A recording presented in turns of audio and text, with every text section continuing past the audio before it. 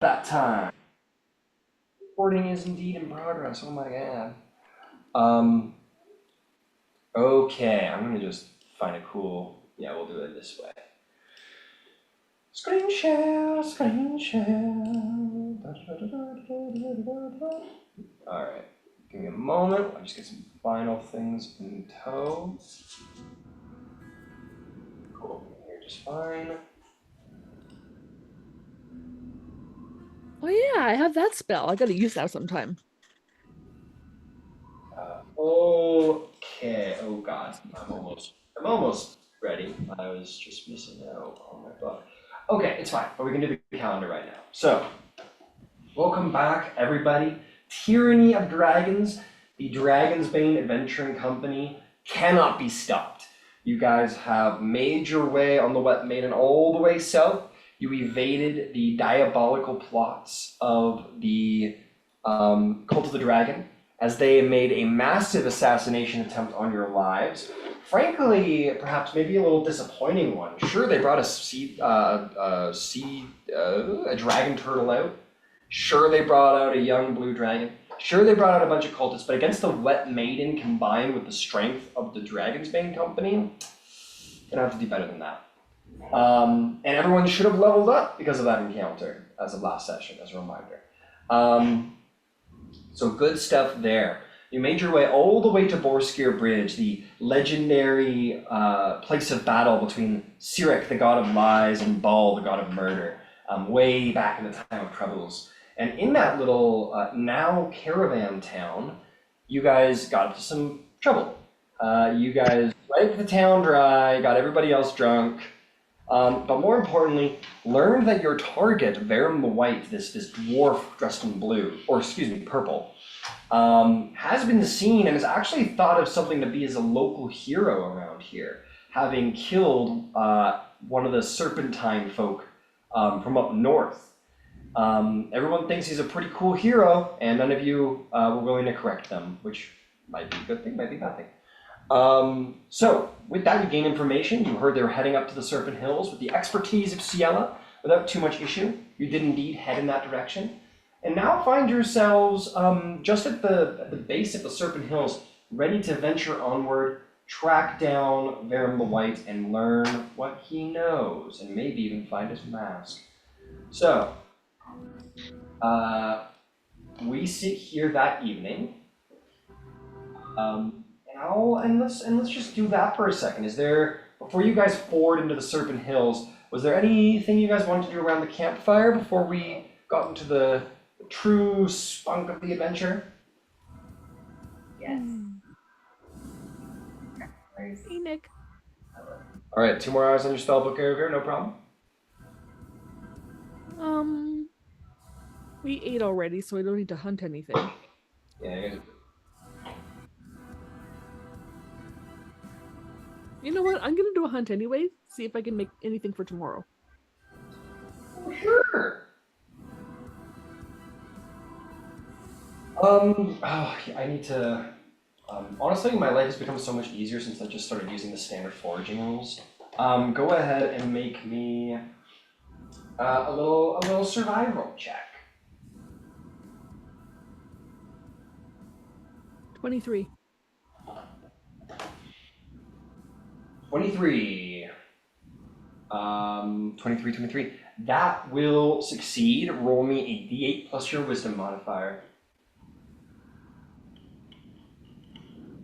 9. 9. You will go out and I'll say, like, what do you find? What do you find out there? You find, and I'll say out here, you actually find a number of antelope, Ooh, and you take one down and claim it, and skin you it. get, yeah, sure, you kill it, you skin it, and you will get, yeah, you'll get that many pounds of meat for your party. Each pound represents 1 day of food for one of your party members. I will turn into jerky. Um, yeah, sure, why not? Do you have cooking utensils? Yes, I do.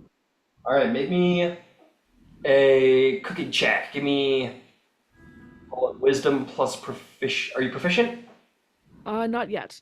All right, make me just a flat wisdom check. Okay. Natural 20. Yeah, you turn it on the jerky, which is frankly a really difficult, long process. It takes a lot of heat. But we'll say you use the antelope hide to create a sort of like smoking tent over the fire. Toss that meat in there, and by the time you wake up in the morning, that shit's jerky, and you got yourself, you and your party has some slightly tough but long-lasting antelope jerky. And how many pounds was that? 9 pounds? 9 pounds. That should be 9 pounds. rations. Okay. So then we will have 5 left tomorrow. After we eat in the morning. Got it. Come on, brain. Yeah, you like take one out. It's a nice kill. You're like, yeah, and you just see your dragon just like pull one up into the air and just fly away with it. And you're like, oh, okay. Yeah, move on with your life. Incredible.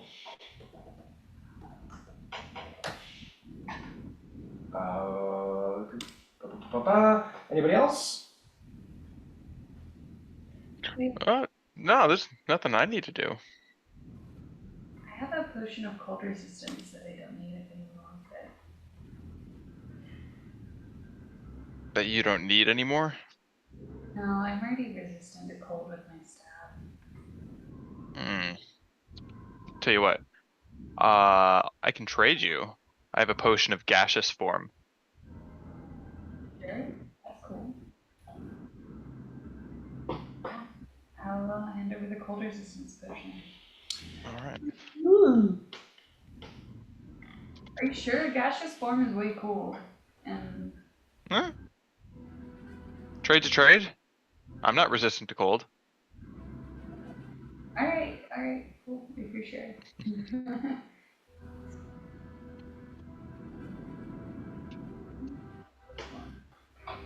Very cool, thank you. Thanks. Yeah, of course. Okay. With that, you will awaken the next morning from a long rest and find yourself in the Serpent Hills. And as a reminder about the landscape, you're finding antelope out there. It's a different biome altogether. You guys have been in the frigid glacial north. You guys have been in, the pastures out near Greenest. You have been all over the Sword Coast, the icy mountains where you first encountered the Storm Giant Castle. And now you find yourself in this swath of badlands, mesas and rocky plateaus sprinkled with trees and tall grass. Very, very sort of New Mexico, Utah, maybe Sahara even a little bit. Not so crazy deserty as Sahara, but similar biome. And you guys can travel in. Make me a survival check there, Ciela.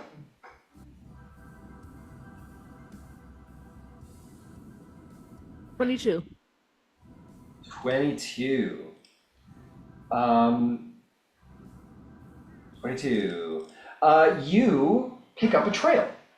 To your delight, you find that there was a trail of a fairly large party, and you sift through the various footprints, and you're pretty sure this is the trail of who you were looking for. Apparently not terribly hard to find due to the good weather, and so no erosion to really make the prints go away, and the fact that it was a very large group leaves a really large impression in the loose dirt, and you think that you could follow these tracks fairly easily. Okay, I can add on to that by using primeval awareness. For the next 5 miles of you, you do not sense, or let me check here. Let's see what I'll just figure out what your day is gonna be like. You don't sense any humanoids within 5 miles other than your allies, and no dragons other than the one in your party. Alright, we got a while to go, guys. Okay. We'll pack up your things, get to moving.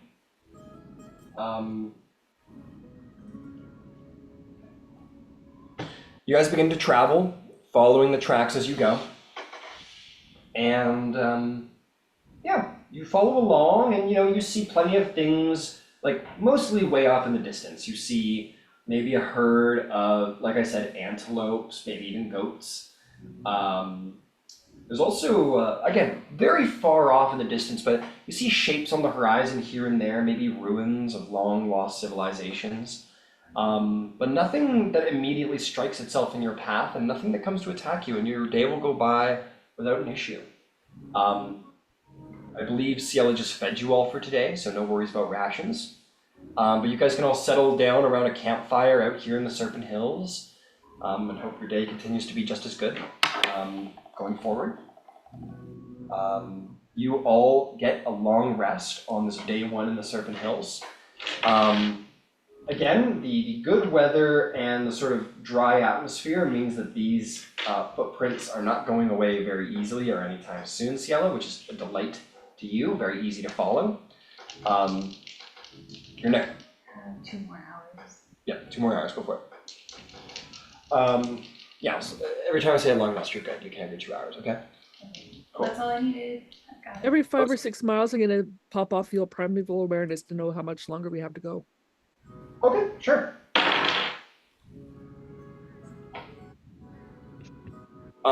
This next day, you go to traveling again, day 2. Traveling along, and you're popping off your primeval awareness every like hour, because that is close to 5 miles. No dragons, no humanoids. You keep on moving along, and at the end of the day, you will settle into camp, and day 2 goes by just fine. Come on, day 3, give me something. Don't do this to me. Okay. Star trips on something. It causes an avalanche. The fucking world opens up and eats you. No, so, okay, let's find. You're popping off your, your magic. You don't sense any humanoids. You don't sense any dragons. You're feeling pretty careful, pretty calm, pretty confident. But alas, all is not well for your party on this 3rd day. About halfway through the day, the sun's beating down at its highest. You are going to come across some dudes. Don't worry about all of this. Keep it moving so you don't have to see what I'm doing. There we go. I'm just going to put all your characters down because you're going to find something. I'm going to say Felix stubbed his toe, so he's not with you right now. Somehow that means he's not with you. I don't know. My justifications are getting weaker and weaker. I'll tell you what, it's not going to take too long, but it will take a second to put it all together. Why don't you guys have a quick moment of role play? And I'll be with you shortly. Everybody doing okay? Yeah, just my paws hurt. My horse doesn't like me, so he's making me walk on the ground. Why don't you ask him nicely if you can ride him? But he's gonna stomp Just on ask, me. just ask, be nice, just ask. Okay, Star goes over to his horse and he's just like, Your horse looks at you and is like, Like Maximus. yeah, exactly.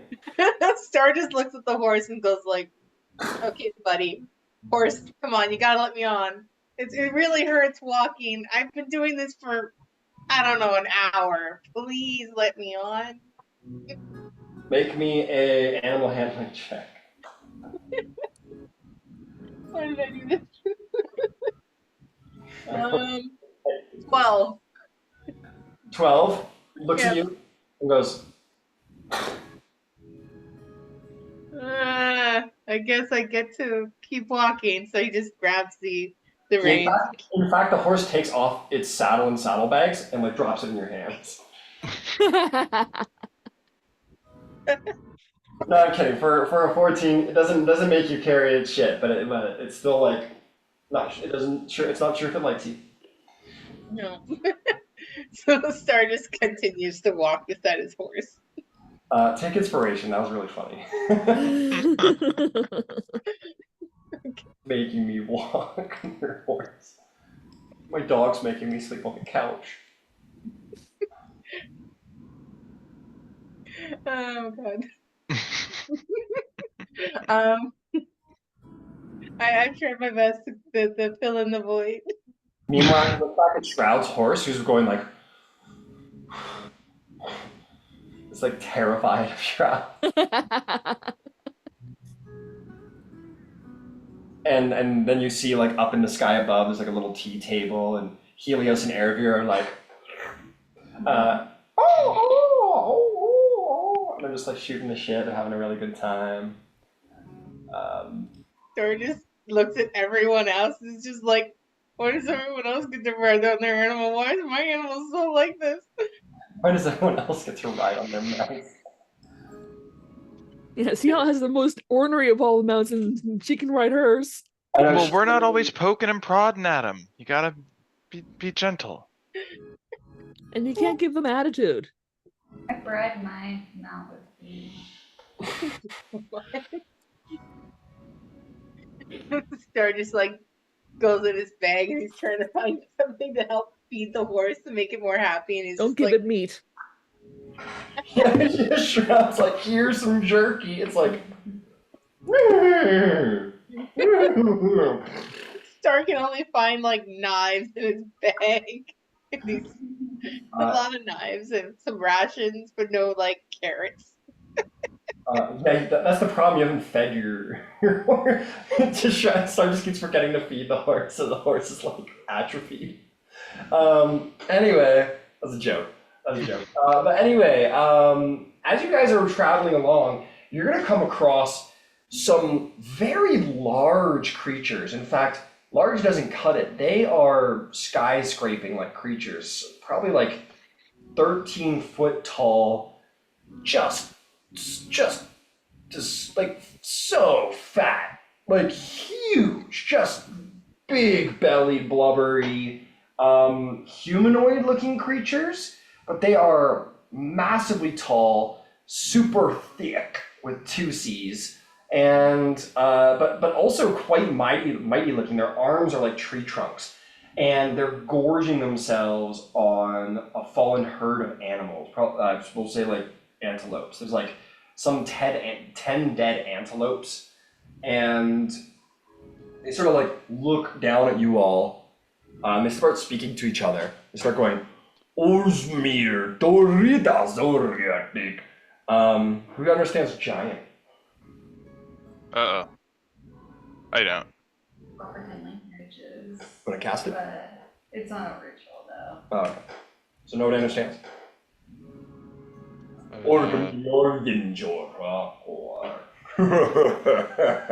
they look down at you all and kind of like throw the half-eaten carcasses aside and kind of like pat their bellies, sort of rub their bellies looking at you all like you look like a tasty meal.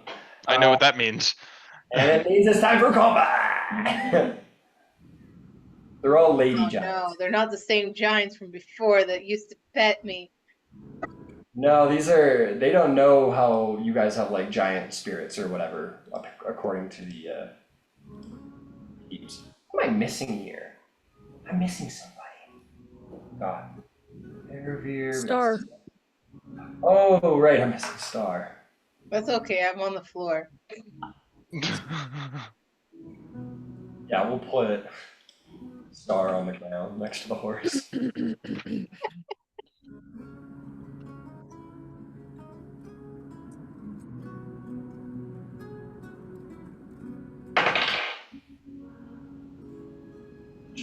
Giants.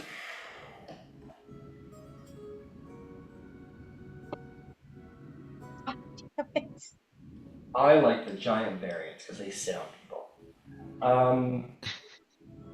Okay, initiative. Let's do this. 25 to 20. Dirty 20. And 24. Lyrapath, I guess, as well. No, Firegraph goes with you, Ciela. That's right. That's right. Erebir beats Ciela in initiative. What? What about 20 to 15? I just rolled a 10, so it would have been easy to beat me. 16. 16 from Shroud. What'd you get, Terrence? I got an 8. 8. Star, what'd you get? I rolled a natural 1, so I got a 6. That's pretty good for a natural one. All right. Erebir, you see these big, thick giants making their way down from the hillside, looking at you all like they're hungry for something. And maybe that something is you. What do you do?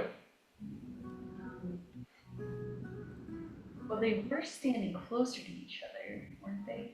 Just barely a second ago. And They spread were out. until I adjusted them to match where they actually were in reality. Oh man. Greedy. Would it be cool if all the bad guys were always right next to each other? Always, please. Yeah. Can you guys like stand in a line? And Please. you guys, let's do a Just photo. hold hands. Just hold hands and We're come gonna do an together. album cover shoot, just a little bunch up. How far away are they? Not too far for you, Griffin Rider. About 100 feet, depending. 80. Well, I'll make my Griffin dash, and I'll go in front of. I want to use Cone of Cold, so Got it. So your Griffin dashes to like 100 feet there, keeping out of melee range. How's that? So 105 feet, which means that you have 55 feet left. How big is the cone? 60 feet. Oh, Okay, can I get closer and get him? you'd enter melee, but yes. That's fine. Okay, let's get you all right up in their faces.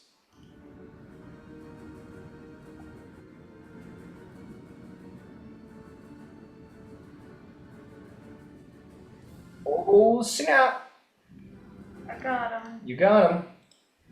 A risky maneuver, but you can do it. Alright. Well, it's con 17, so we'll see. Out here in the hot desert, they're gonna get cooled off, chill out.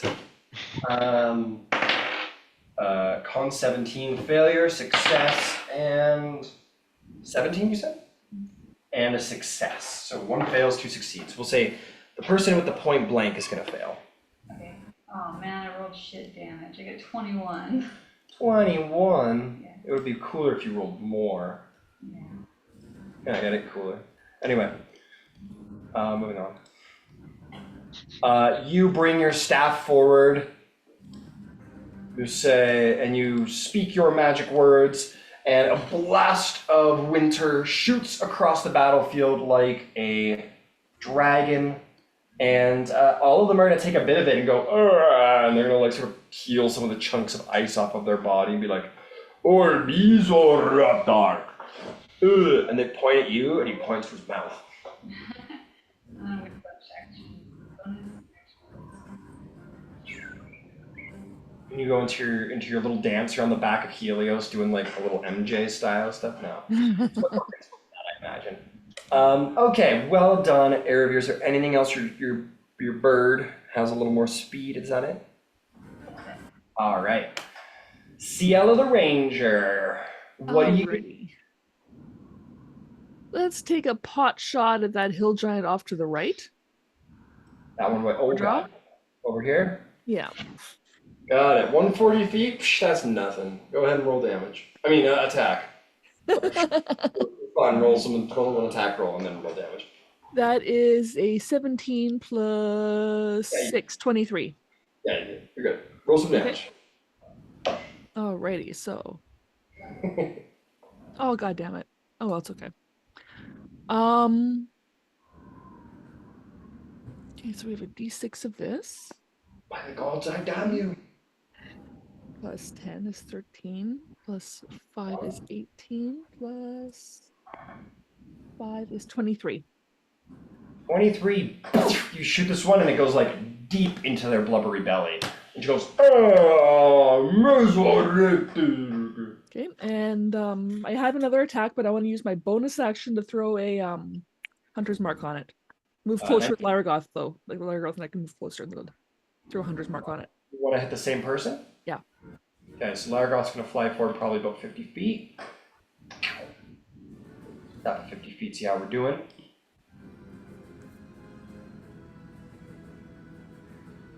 Yep, and you get them with the hunter's mark.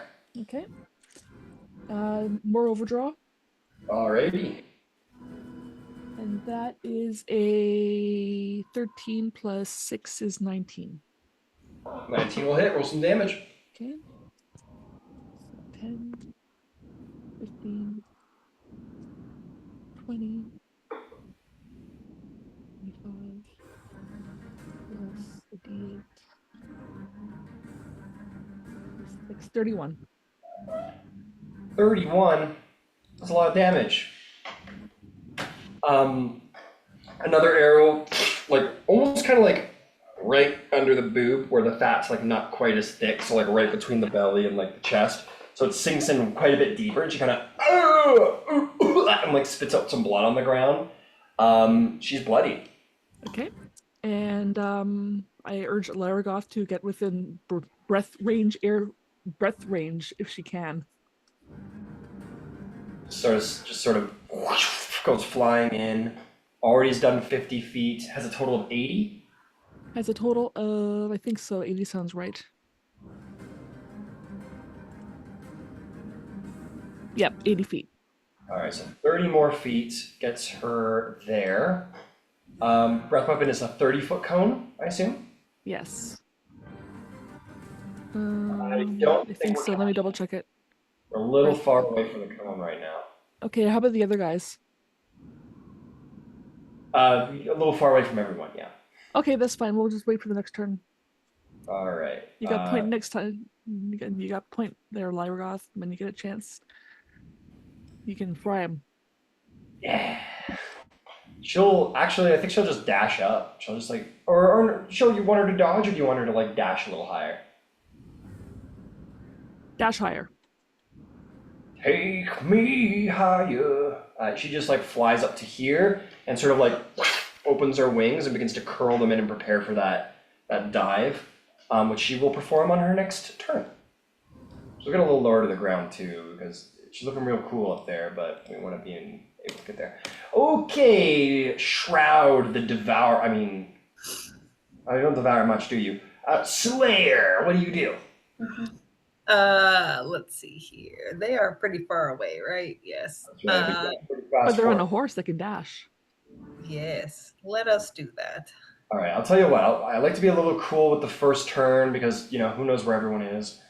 So we'll say you're at the front of the line right now, and you're going to go and dash your horse. It's got a 60-foot speed, right?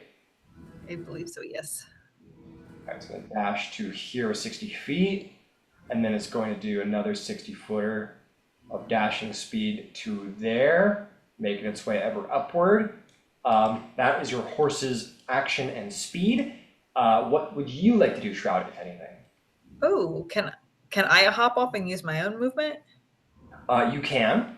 Half movement to hop off. You want to start climbing those rocks. That's so right. To here, and you could do like a little 15 in this direction. Start making your way up there. You're still a little far away, but you do have a pretty cool sword that can make up some distance for you.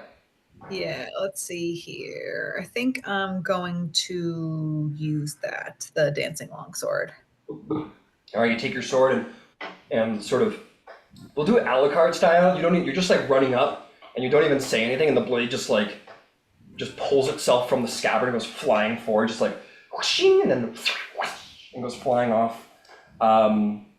Love it. So how far from yourself can you throw that again? I think it's 30 feet. Let me pull this up. Yes, up to 30 feet. 30 feet it is, which I believe is well within range of hitting that one. You could probably put them within range of wherever you want, actually. Mm-hmm. Yeah, who would you like to hit? You're within 30 feet of any of them. I think I'm going to go for that middle one, honestly. All right, middle one it is. So your sword lances forward. Go ahead and, oh god, Make an attack roll. Oh, good golly. Look All at the right, ground. let's see here. Let me pull this back here. All right, so that is a, let's see here, 19 to hit. 19. It goes flying forward and it's going to stab itself right into her belly. Go ahead and roll damage to see how hard it rips across the belly. 7 style. Let's see here. That is going to be 10 slashing damage. 10 slashing damage. It flies in and stabs into her. She goes, oh, zero. She kind of like starts swatting at the sword that like dodges around her swatting. Anything else? You have a full action you'd like to spend? Let's see here. Dancing sword fall. Rocks. Favorite I magic. can't. Yeah, I can't attack again, right? You can use your full action to do your own thing, but you can't attack with the dancing sword now. That's right, because that uses a bonus action, so I can't rage either, which is fine. Yeah. I need to figure out that is going to require a economy dance. Let's see. You could do a dash like you like to do and run up and intimidate them. Yeah, I think I'm going to do that. That's probably going to be my best bet, to be honest, Got it. because you can't do much of anything else, and I want to be up close. All right. Do me a favor. I want you to roll me either an athletics or acrobatics check because this is very uneven ground. That you're Okay, it's going to be athletics. All right. And that is going to be a 15 on the dice plus 9 is 24. Easy enough. You are programmed for rough terrain. Which one do you want to run up to? The one that the sword's attacking, so the one in the middle. Got it. You use your dash. You run up to this rock and you do the classic shroud where you just and then stop and just like stare at them very angrily. And they're like, "What's your problem?" Oh, hello. I think that has to be it. Yeah. Yeah. That's Terrence Marigold Jr., the immortal. What do you do? Woo! I am gonna follow Shroud's lead and take my horse Stone into the thick of it. Into the thick of it. All right, you'll follow, and I'll say you get right behind Shroud's horse at the end of your horse's dash. Her traveling in the line. All right, I'll see our three giants blocking the way. And I'm sorry about the shroud. Hopefully it all works out. I'm gonna cast plant growth. Oh man, plant growth. Now I can exclude one or more areas of any size within the spells area. Yeah. So basically, So the area, just choose where you want it to be very difficult to walk, wherever you want. can I have 3 small circles centered on each of the giants? Maybe like 20 foot. 20-foot circles based on each giant. That is great. So one, we'll make it green. And you can adjust those as you want once they're all set, of course. Make them bigger or smaller. See if you like what we're putting down. Better. Mhm. Yeah, those look good. Perfect. Cool. That's exactly what I was thinking. Amazing. All right, got one more to place. We're good to go.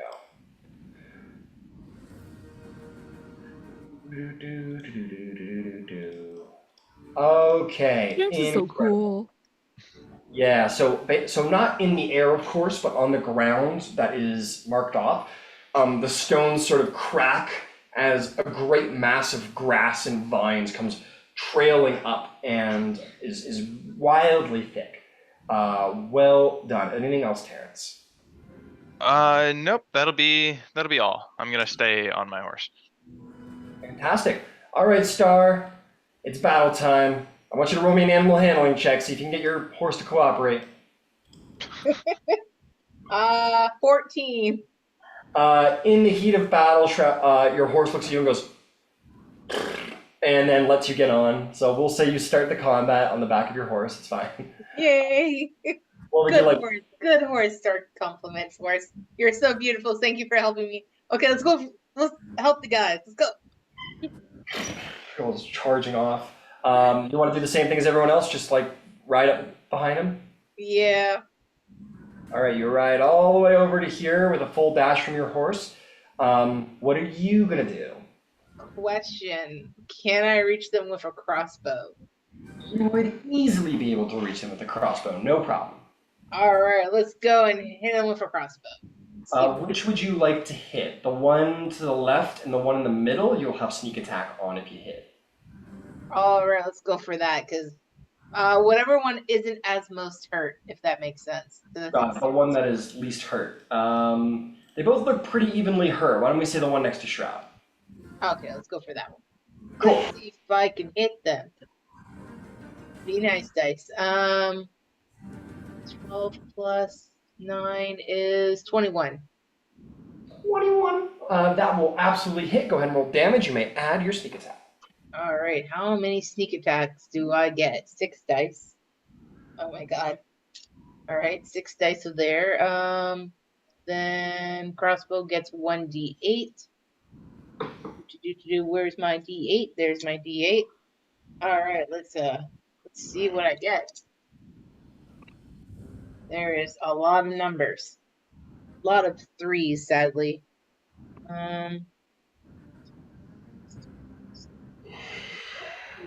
4 plus 1 plus 5.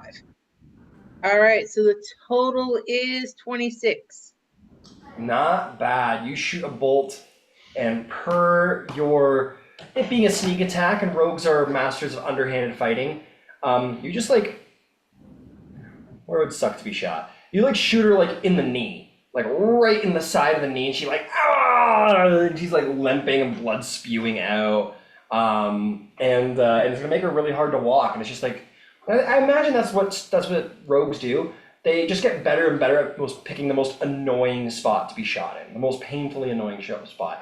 Well done, Star. Anything else? No, I think I'll just wait my turn and I'll try to hit them again with a crossbow next time around. Oh, by the way, you're an assassin. Roll me one more d20. Go for a crit fish because they haven't acted in combat yet. We can't forget about your assassination features. Oh, let's roll for a crit. Okay, d20. Ooh. I got a 16. Wait, do I have to add something on top of that? No, we were just trying to see if you rolled a nat 20. We were just going for a crit fish is all. Nah, sadly, nope. Okay, no problem. Yeah, don't forget those assassinate features. Those are your bread and butter over there. I tried not to, but still. It's also worth bringing up. Oh, you got a new cool feature called Imposture as a level 13. I believe you're 13. You guys 13? 12. Oh, my bad. No, that's next level. My bad. I have not got an imposter yet. That would be great. Yeah, I'm excited for that. You're gonna be like mimicking people. They're gonna be like, "You're a cat." What do you mean? It's gonna be I didn't You're a realize cat. we were level 12. I didn't realize we were level 12 either. Did we level last session? We did Yes, level yes. Sorry, I forgot to tell you. Well, fuck. Okay, I'll be doing that then. because it's gonna be so hard for a fighter barbarian to level up. Listen, All right, that'll be the hill giant's turn. They're going like, oh, we just wanted to offer you some pie, but now I gotta kill you. No, they were gonna try and eat you. They don't say that either. They don't speak common. No, they're gonna try and fuck you up for all your meanness. Is generally the idea.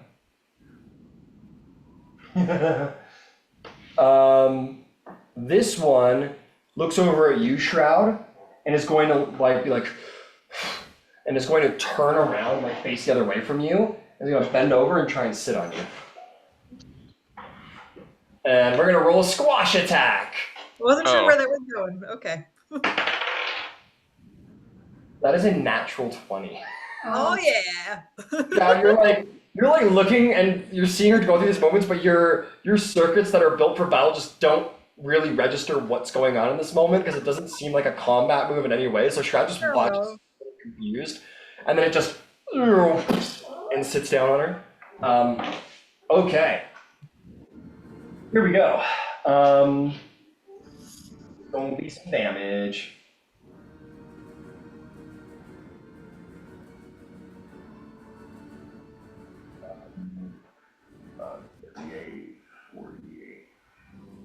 gonna be 57 points of bludgeoning damage. Okay. I Just- can't even. Hey, Just I wasn't even raging. kind of Shit. sits on you and just fucking contorts you, like you bend all the wrong way underneath this giant. Your leg is like up near your ear, like it's not good. And you are considered prone and grappled by the giant as she like folds her arms and like sits Wasn't like. I grappled by what, Ryan? What was that? The cheeks. Butt cheeks. Yeah, you're under the butt What cheeks. else? She's just sitting on you like with her arms folded, is like really like feeling really grumpy because she got attacked a bunch. That's fair. Okay. This one sees you lying prone, sort of sticking out underneath her buddy's butt. She's gonna go, and she's gonna walk. Oh my god, it's not gonna be much. 5, 10 feet. That's all she gets because she's got 40 feet of movement, and she's got a 10-foot reach, so it's enough. And as you like poke your head out, Shroud, and like look around and blink, you see a great club coming down on you. Okay. They're gonna go, this is for Felix, and are gonna come down on you. Probably gonna miss with a 12. You like yank yourself in the other direction, get away on a even an advantage, you get out of the way. Or it does bounce, like hit you, but it bounces off your armor, and she tries to hit you even harder. And an 18, I don't think is gonna do the job. That's not gonna hit me either. Wow, prone. Good job. Even prone can't be hit. Incredible. This one over here is going to look at you, Erebir, and not really identify. I think in this giant's pea brain, it believes that the griffin shot the ice because she's stupid and it's a big scary griffin. So she's going to swing at the griffin. Mean bird. That is going to be a 19 and a 21 to hit your griffin. Both will hit. Both will hit. Your griffin is going to take 21 and 23 bludgeoning damage. Remind me, I gotta level up your griffin because I haven't done that in a while. All right. Boom, boom, whacks your griffin. And that is all she does. That will bring us to your turn, Erebir. Your dragon or your griffin is very upset. I also need you. Helios has a saddle, right? I need you to make 2 animal handling or athletics checks, your choice, at advantage to remain mounted as Helios gets bat. Critical success for 22. You're good. And then A 10. You are well mounted. You're fine. Please proceed. I would like to attack with my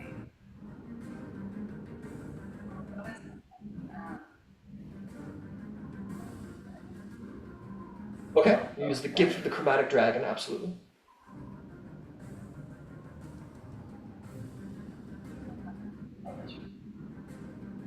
Go for it.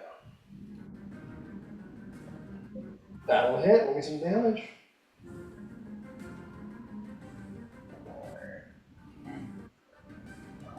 charged it. Sure.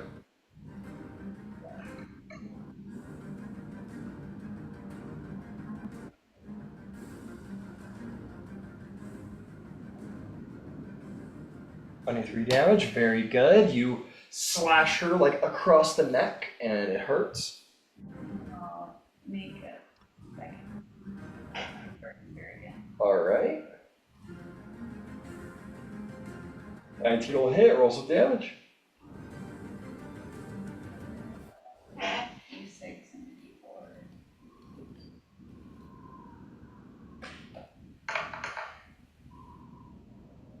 17. 17 damage, very good. You take 2 decisive slashes at this hill giant and hurt her pretty damn bad. She is bloodied. That'll be my turn. Well done. Anything else? Does Helios do anything? Maybe Helios disengages. So I'll just have him dodge. All right, dodge action. Helios becomes a little that's more a good action. Yeah. incredible. Ciela, you are on Dragonback above the battle. What do you do? Yes, I'm taking pot shots at that guy I started to attack in the first place with overdraw. Go for it. Where's my Big D20? rolls. 17. 17 does hit. Roll damage.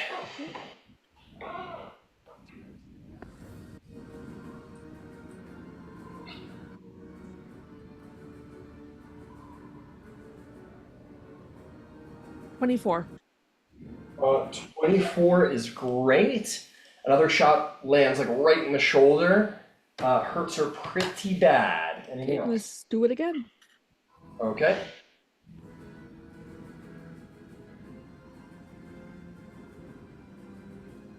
$16. 16 does hit. Go ahead and roll damage. Yeah, these guys are not armored. They're not. They're very easy to hit. They're large targets.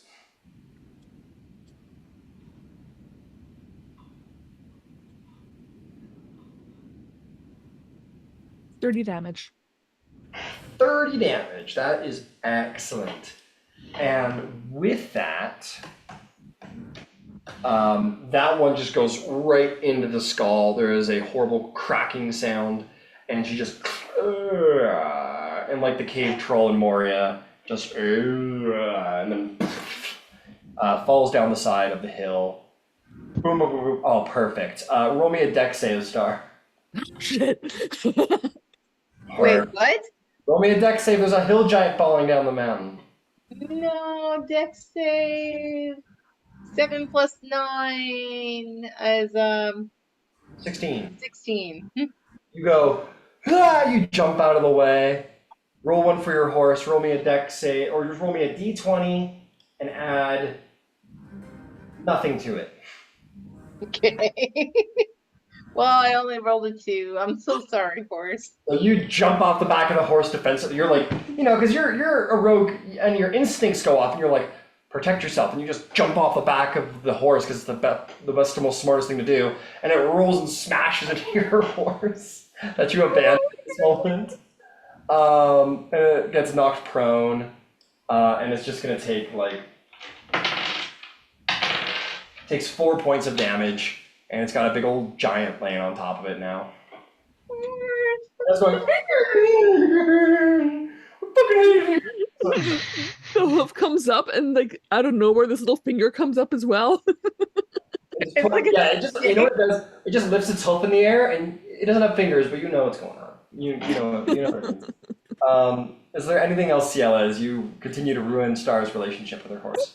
Not with me, but Lyragoth is going to Ciela's gonna just whisper, well, I guess say to Lyragoth, let's try to get both those guys, but not Shroud or Eravir. You should say something cooler like Dracarys or something. That'd be way cooler than what you said. How about kill the shit out of those giants, but not our friends? Yeah, we'll work on it. And she's gonna go to work.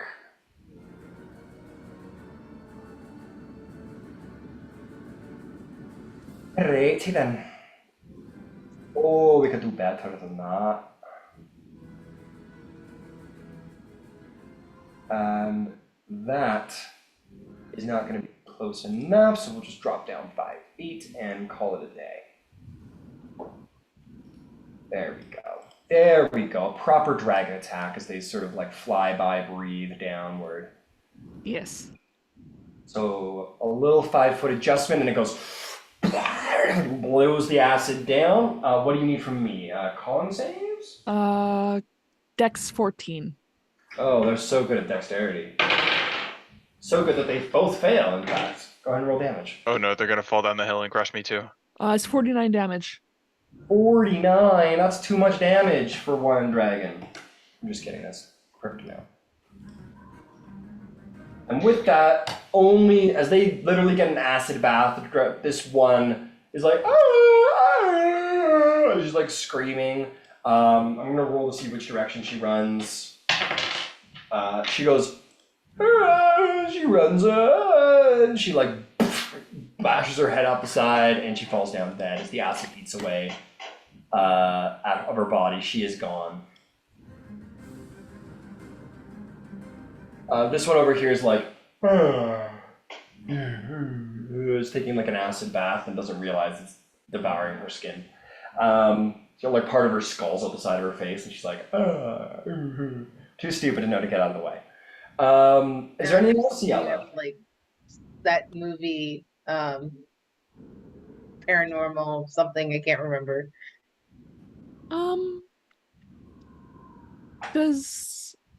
Would it be no, I don't think it'd be possible, but I was wondering if Lyragoth could maybe like push her off of Shroud. Having already used her action, she's a little too busy right now to do that. All right, then we'll just make a round to like make another pass, even though we probably won't have to. But yeah, but but we don't know this, so we just the drama, the cinematic is that like went up in the air, flipped the wings, and then sort of did like a, and as she went into that shot, there was like a line of acid that just like ripped through them, and now she's going out for one, just going for a pass, and she's preparing that last blow. Just flavor. Oh, absolutely. And that brings us to Shroud, who is currently very stinky under a giant butt. What do you do? Would like to, because I can't move my arm, so I'd like to try and wiggle out, I guess, or try and fight my way out. You're grappled and prone, which means you can still attack if you want, but it's a disadvantage. A disadvantage, right? Is there a way for me to try and like crawl my way out or fight my way out? Absolutely. Make me an athletics check to try and break free of the grapple. It will cost you your action, however. That's fine. Yeah. Okay. Let's see here. That's 19, 21. 21, yeah, you like, you have like an ew moment, and then you like push. For the You like for the and you like put your hand, like start pushing against her blubbery, like weird malformed butt, and you just like shove yourself out and pull yourself back, and you get free. Cool. And then with the sword, I feel like, can I use my bonus action to have the dancing sword attack? Absolutely. Yeah, let's do that then. Let us do that, and that is going to be let's see here. 22 to hit. That will hit. Roll me some damage. Cool. And then that's going to be cool. 12 slashing damage. And how would you like to kill this hill giant who has just sat on you with your dancing sword? Ooh, with the dancing sword. See, I feel like that is not like a fun flavor. It doesn't have like the oomph that like a stab has. Maybe just have it like go like right through the head. All right, the blade sort of like had slashed, and as you pull yourself out, you like look at the blade and it fires off like a missile, and stops right in front of its face and sort of pivots on the back of the pommel and like slashes like right through the eyes and deep through the skull, and just carves through the skull, cutting out the eyes and part of the brain in a whoosh slash that stones, and the hill giant falls over dead, and then just like rights itself next to you. Badass. Cool. If you've ever seen Castlevania, you know that them dancing swords are pretty freaking cool, if you ask me. Let's see here. And with that, them's the combat.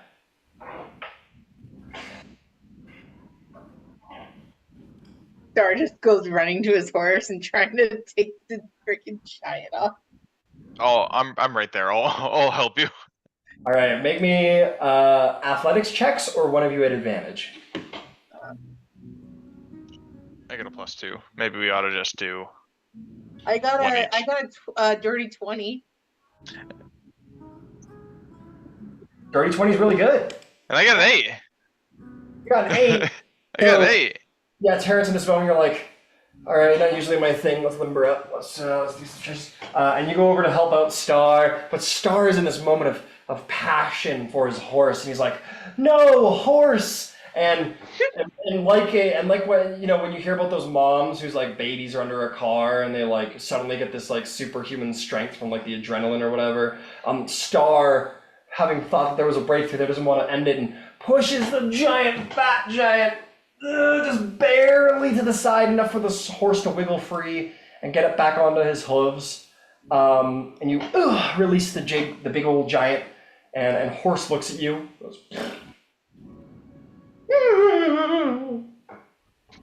Yeah, you're okay, horse. Star hugs the horse, and he's just like, "It's okay, buddy. It's okay. You're not broken."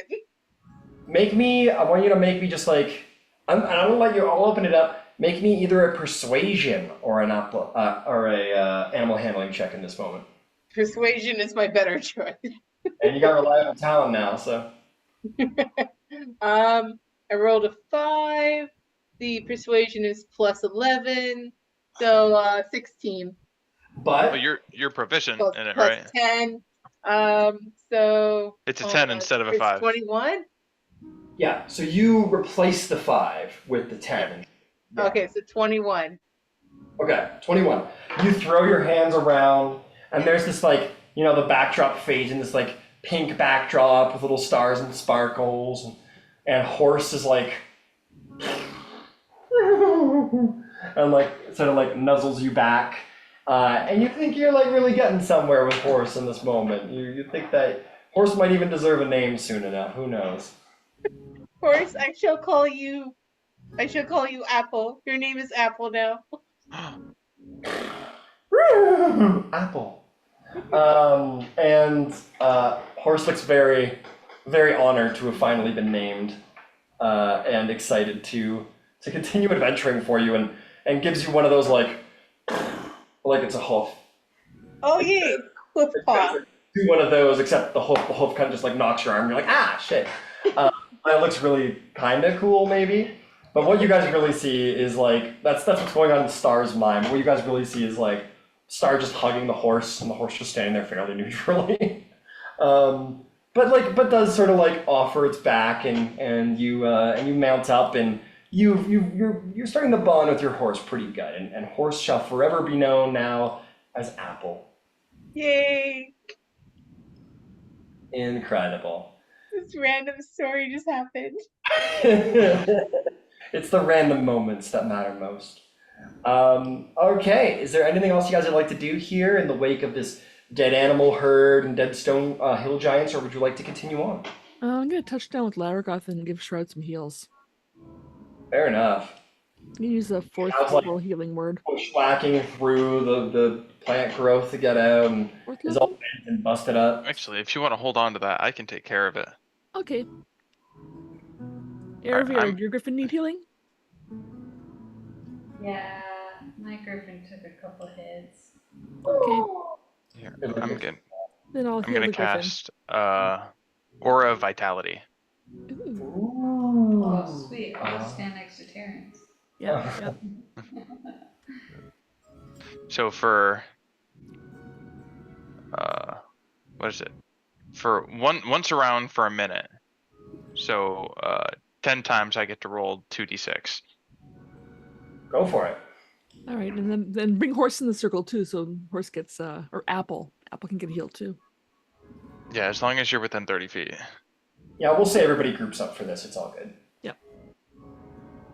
Okay, there's 2d6. All right, so the first one, I'm gonna give him to Shroud until you tell me to stop. 11.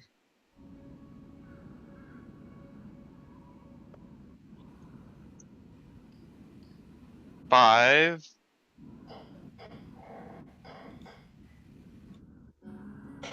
8.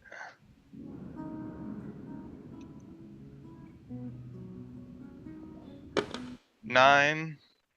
That should be good. I don't need to be topped off. All right, who's next? Griffin. Griffin. 6.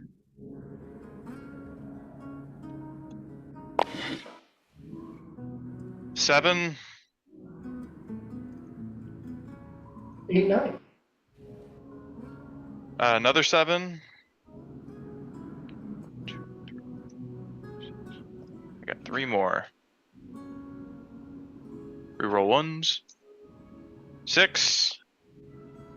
What were the last two for the horse?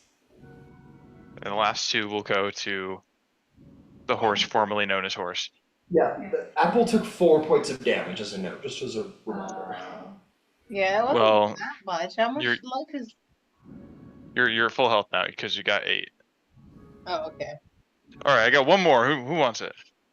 Helios does. Yeah, Helios could take it. 9 to Helios. Good job, Terrence. That spell is so good. Mm-hmm. The new prayer of healing. The better prayer of healing. Incredible. So with that, the Dragon's main adventuring company, spending a strangely large amount of time with giants on this dragon adventure, packs up, continues to head deeper into the Serpent Hills. Your day will go by just fine for the rest of it. You'll make your way to camp and get a long rest without any issue. As a reminder, feel free at any time to stop me if you have important roleplay things to do. Hunting. Hunting, go ahead and roll me that survival check, please. Preparing tongues. That's what I need to do. 23.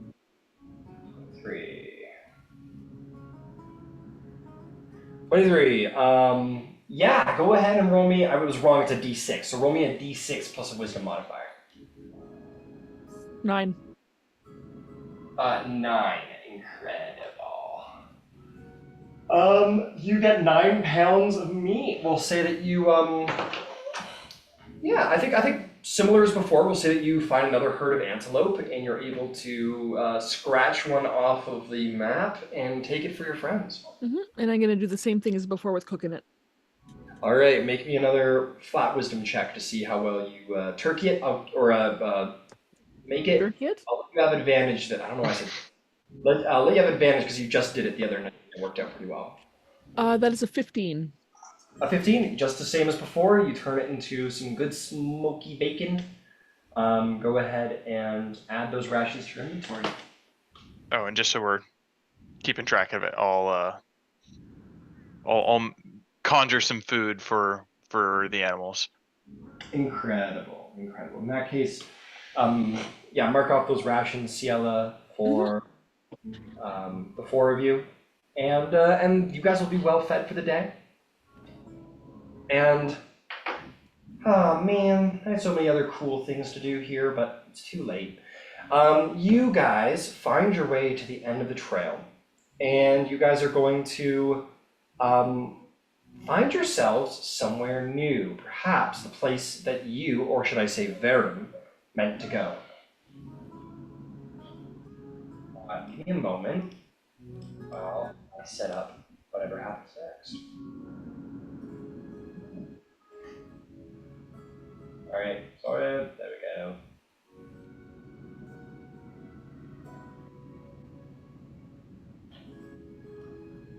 Ba ba ba ba ba ba. Oh no. Run away. Run away. No, you don't see any of this. You don't see any of this. Don't look. Don't look. Ah, what the fuck? Okay, there we go. Oh man, I really, I always forget to position my camera correctly. Alright, we're good, I think, for the most part. It's all the way up there. Okay. You guys come. You find this. I'm just gonna check something here.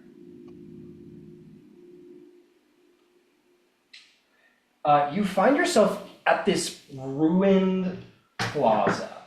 The entrance to what you assume to be maybe some kind of tomb or cave or dungeon of some kind that is built into the side of the wall. You see a once large paved plaza, and the remains of a fountain are now little more than a stone circle set around a crumbling hole in the ground, leading to a well deep below. Two stone statues stand in the courtyard, rising 20 feet high, very impressive. Behind them, a 40-foot high edifice is carved into the cliffside, dominated by relief columns carved with strange otherworldly scenes. This is what you come to out here in the Serpent Hills. and perhaps where your enemy meant to go. Primeval awareness? Oh boy. The answer is yes, that's all. Okay. No, I'm kidding. I'll give you the details. You sense a lot of humanoids. A lot of humanoids. No dragons. But like, I can go through and count them if you want, but like, No, oh it's fuck. okay. Like, there's probably how do I put it? Like a small village worth of humanoids, like past the edifice. Okay. Well, guys, this is the place.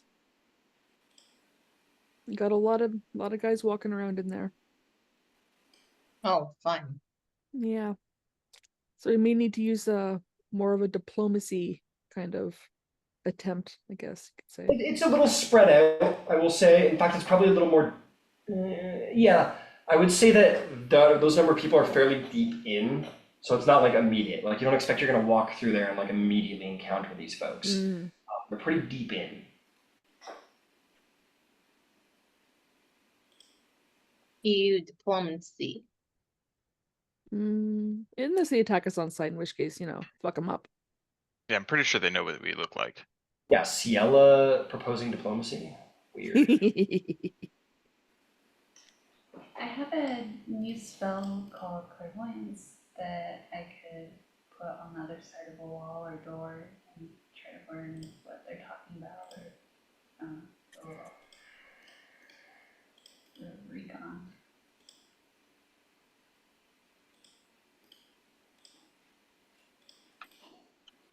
And to avoid battle would be great. We could sneak in after. Yeah, sneak in with the black dragon.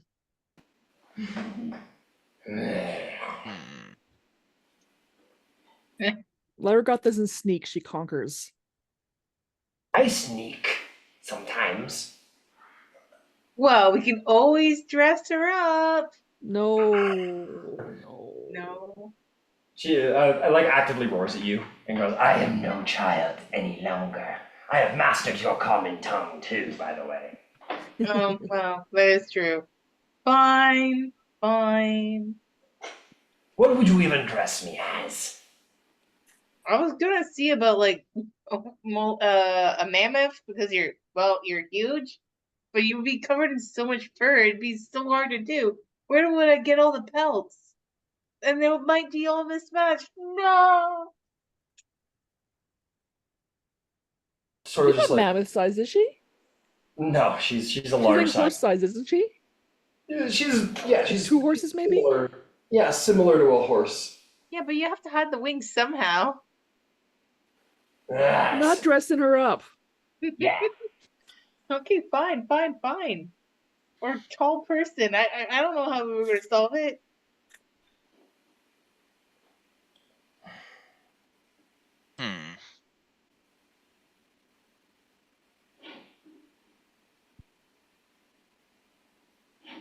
Trying to fix my camera.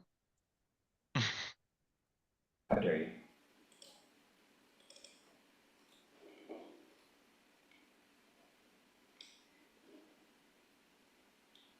We need more grass.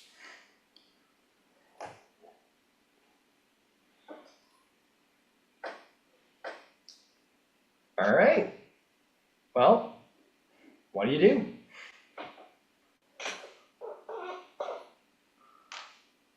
I'm with Aravir about the clairvoyancy. I'm not gonna say it. Claymorency? Clairvoyancy. Parents' points. Yeah, I guess I'll put it on the inside of the, see, can you describe where the people are? Can I put my clairvoyance there? I don't think so. It's a very. It's a place you've visited or seen before, or an obvious location, such as behind a door, around the corner, the trees. Yeah, I would say Ciela trying to predict out for you the location of a number of humanoids somewhere deep within this mountainous walls, not an obvious location. Okay, and I'll just put it at the entrance. Okay, just like right up on that little, maybe a little ways into that, Can I walk up there and look in a little bit? yeah, you make your way over here, and as you get to here, as you approach the statues, you hear the sudden sound of grinding stones. The left colossus is a bearded human male wearing exotic clothes, but its face is smashed beyond recognition. It holds a balance in its right hand and a cudgel at its side. Its left hand raises as if in warning.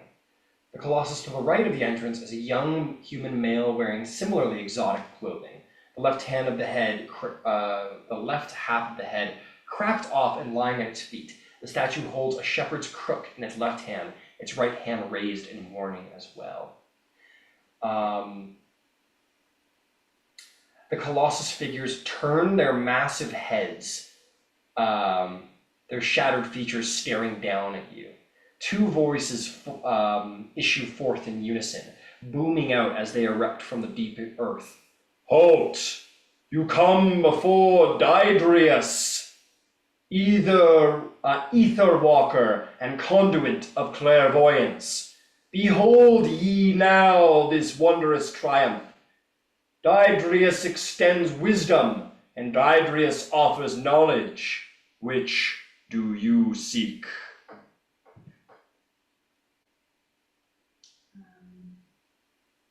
Knowledge.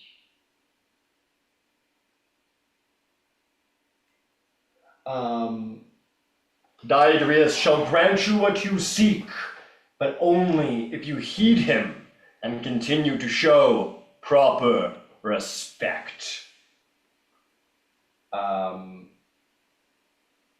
And with that, they sort of return back to their like normal state and disanimate. Okay. Can I get on Helios and fly to the entrance? Yeah, sure. Whatever. You just want to like fly right up into that little edifice right there. Yeah, I don't want to land. I just want to look in. All right, Helios sort of like, we'll say lands at the top of what was once probably grand steps, and you kind of like, sort of get high on Helios's haunches and peer inward. If I can get you. There you go. And you look in. Let me describe what you see.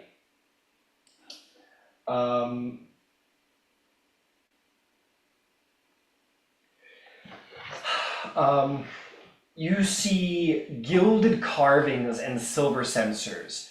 A beautiful interior edifice of items of immense value and worth. You see let's see. You see carvings on the wall and dozens of alcoves that are recognizable as funerary niches. And at the far end of the chamber, the stone door hangs ajar. And there's marks on the door and frame indicating that they were recently forced open very clearly. Beyond that, you see into a hallway where there are just a number of bodies on the ground.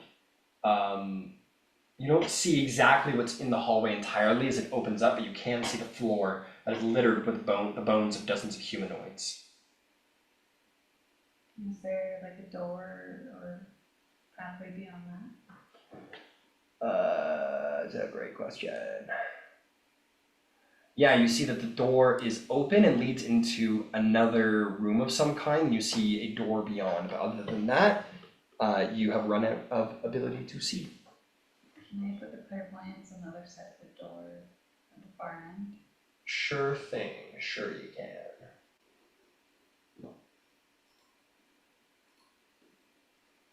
I will say, as a note, this room in here is rather dark and you can just barely see the bodies because of the light coming through where you are, but there is light in this room, and it almost looks like it's coming through some kind of roof window. Perhaps. Okay, I gotta stop the screen share so that we can throw the clairvoyance up without revealing too much. Oh, that sucks.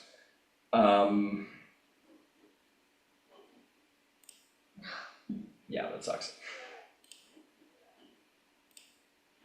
This is what you see. Cool. Can I stop the hearing? Do I hear anything? Let's see.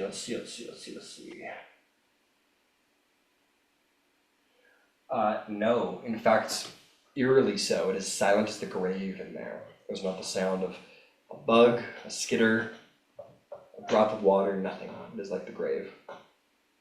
Can I make a perception check for traps, or investigation for traps? Let's find out.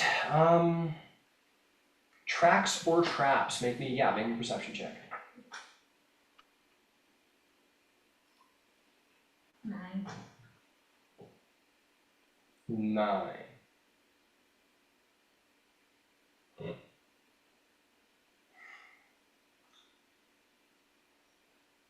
You do see some tracks on the ground that lead through this.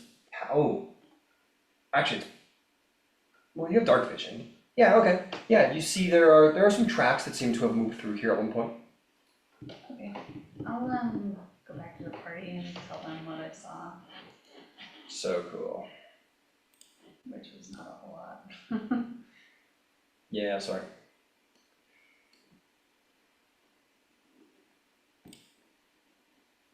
Is there any sound on this board? I need to get different audio. Oh my god, you guys have been just sitting here listening to nothing? Just the thoughts in my head.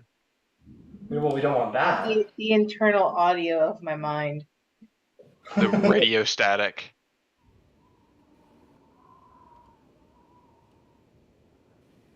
Yeah, we'll see how that sounds. Okay, you go back and you tell the party. I didn't see you. Well, you just tell them what you saw, which was a fair bit, frankly. While Aravir is conducting her survey of the front entrance with Helios, would any of you like to do anything? Or do you just kind of stand and watch her?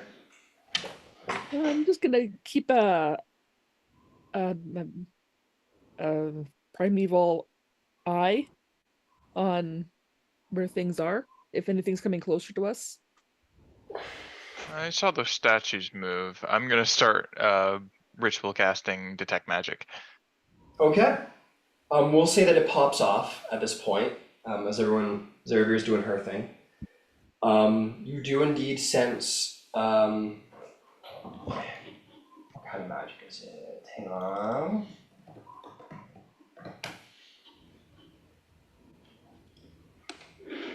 You walk up to the statues and you sense illusion magic on the statues.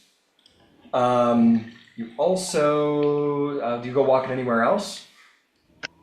I probably won't stray too far away. I won't go further than like the base of the steps.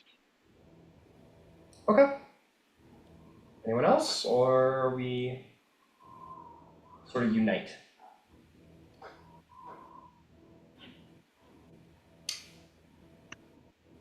Sounds like we just kind of, so Aravir finishes and tells you what you saw. What would be your next steps?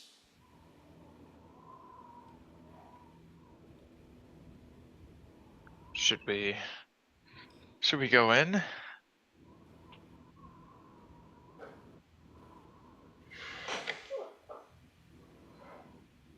But we're gonna have to eventually, because we can't just leave. You said you had your primeval awareness going. I guess I can sense where they are. How's it looking in their Aravir?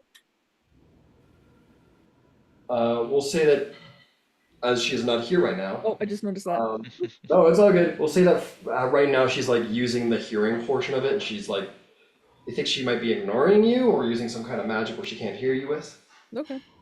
We could sneak in. Like, is there a way to just like, we all go in stealth and be very, very quiet? Yeah, I can help with that. And yeah, I guess I'm gonna cast Pass Without Trace so we can sneak on in. Alright. Alright. So Helios, it sounds like, is going to stay back. Why? Or you want to bring your griffin into a dungeon? I mean, you can. I'm just asking. It's usually they're. Oh, I don't want to leave Helios. I will if I have to, though. You don't have to. You can bring Helios if you want. It's just, you It'd know, be crowded. flying. Yeah, you guys are bringing flying mounts into a dungeon, which is like, yeah, you can do it.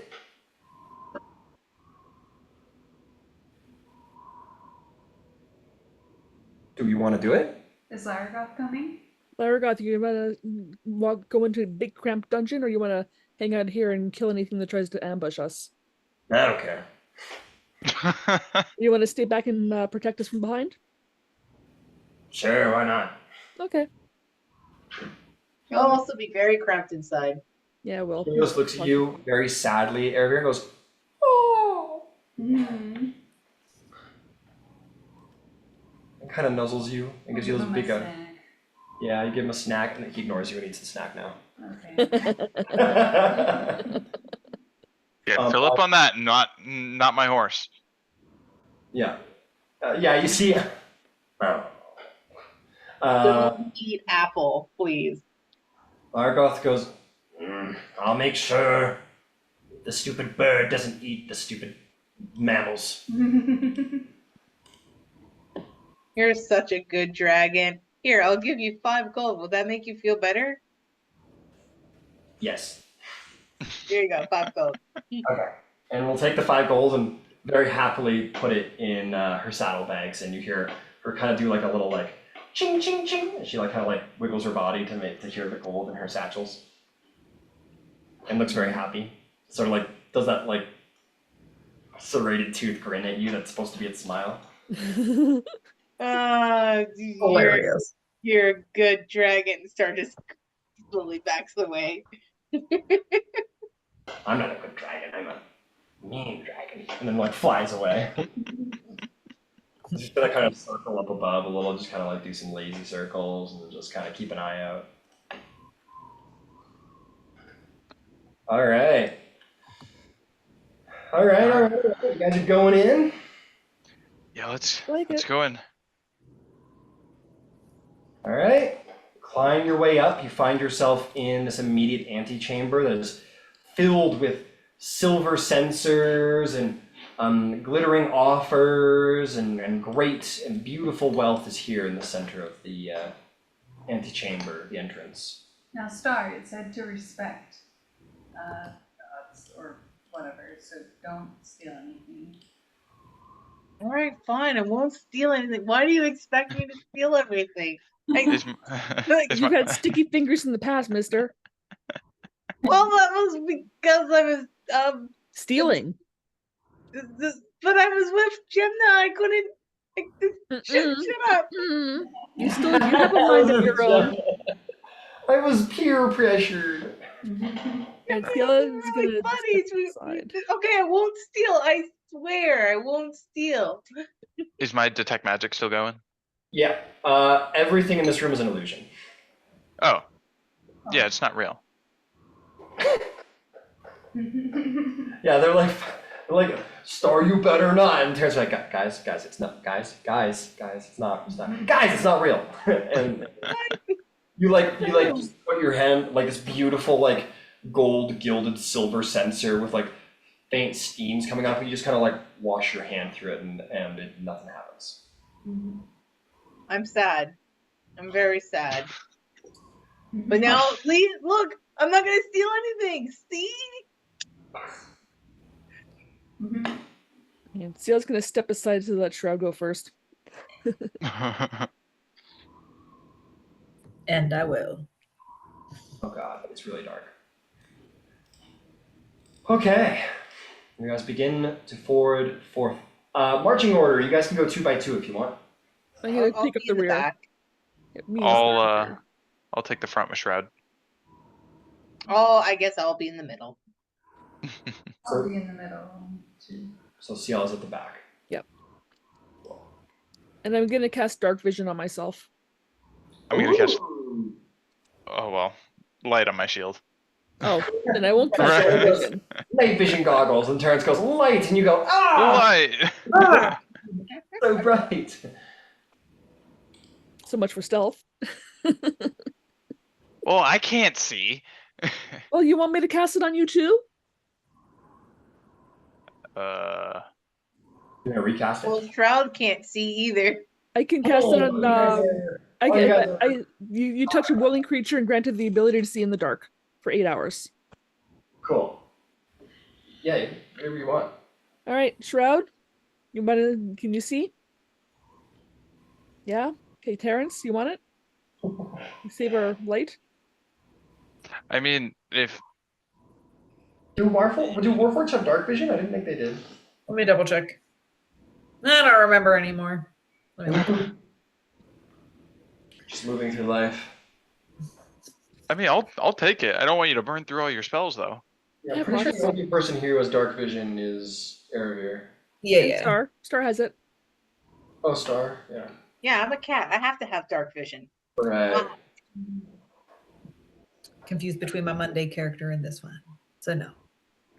So as you're walking forward, and we'll return to the dark vision conversation in a minute, but I gotta describe what you're seeing, or you might walk into a trap. Who knows?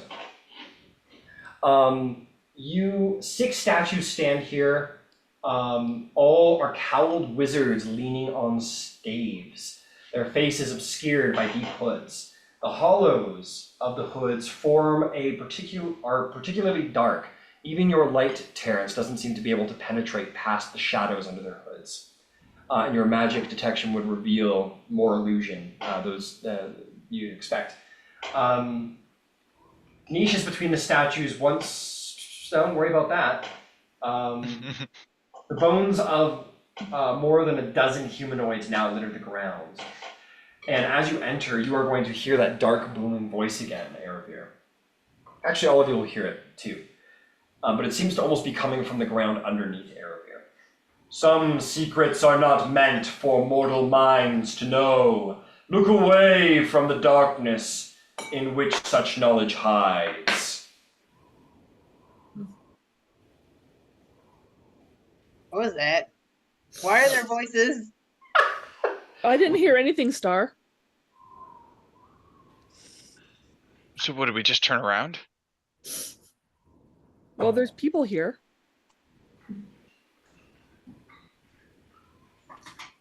Can I investigate for what killed these people? You wish to go deeper into the room and investigate? What can I see from where I'm standing? You see, as a reminder, 6 statues are of cowled wizards leaning on staffs with faces obscured by deep hoods. Even Terrence's light cannot seem to penetrate the darkness beneath their hoods. There are niches between each statue that are empty, and there are bones of more than a dozen humanoids littering the ground. But I can't see any traps from where I'm standing. So if you want to investigate, you'll have to enter the room and actively touch and feel and look around. You can't just What can I see from here? Yeah. it looks good. Okay. It's not really like that Fine, situation. I'll get closer. All right. I wanna, Do you do anything in particular as you enter the room? Yeah, I wanna look closer at the one on the left. You stare directly into it? Well, I guess. I don't know. I was gonna go with the statue here. Make a wisdom saving throw. That's what I did. Yeah, the voice said not to look into it. Yeah, the voice Oh, it said, said not to look into it? look away from the darkness in which such knowledge hides. Oh, Make me a wisdom saving throw. okay. 15. 15. You feel an influence overcoming you, but you manage to push past it. Don't look into their faces, guys. Bad idea. Okay, let's Let's push forward and let's keep our heads down. So do you want the light or do you want to use dark vision? Do you really want to keep stealth? You know what? Just use your light, and this way I can keep an eye open behind us and see what's coming up. Okay. All right, I'll push forward and not look at these mysterious wizard illusions. Got it. And everyone follows suit? Uh-huh. Alright, you guys walk down, you keep your heads down, making sure not to view too deeply into the hoods of these wizards. Watch your step. And make your way across the way and into the next room. You enter into a chamber with a high vaulted dome with a deep inset ledge circling the room.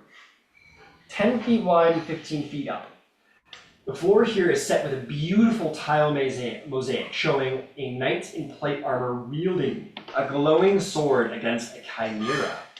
The word safe is written in chalk on the door leading in the door. Sorry, what was the word? Safe. Safe. These doors over here. I'm gonna actually make it a little adjustment because it's brighter in here.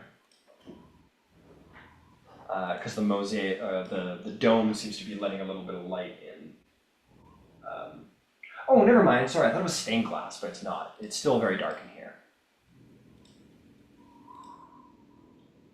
But yes, those doors at the back left have scrolled on it in chalk, safe.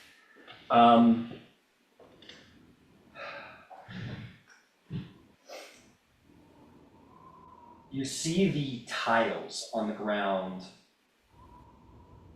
Or actually, sorry. Does anyone have a wisdom, or excuse me, a passive perception of 14 or higher? I do. Oh, I'm sure I do.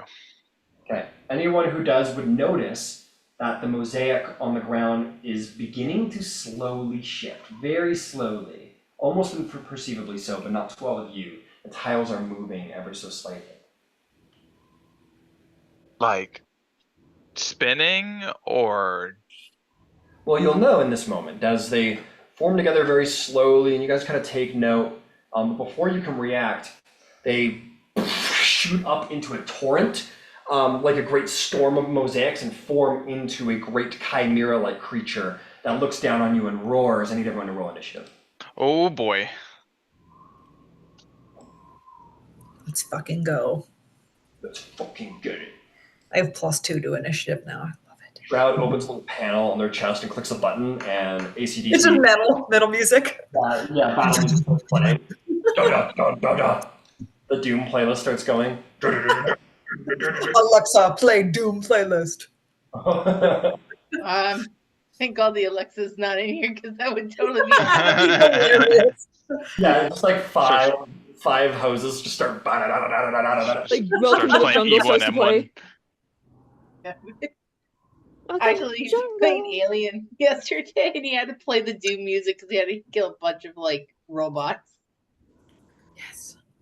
Oh, it honestly, there's nothing better to like, I don't know, do anything to is Doom music. You're like the best. Man, fucking work, motherfucker. Sorry, I gotta do something.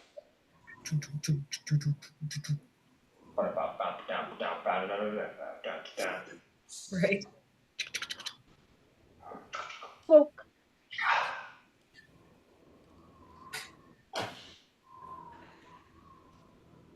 Very windy in this room. I'll say. Sounds windy. Oh, I didn't realize I had like a lion head and a goat head, a dragon head. Yep, Oh. chimera.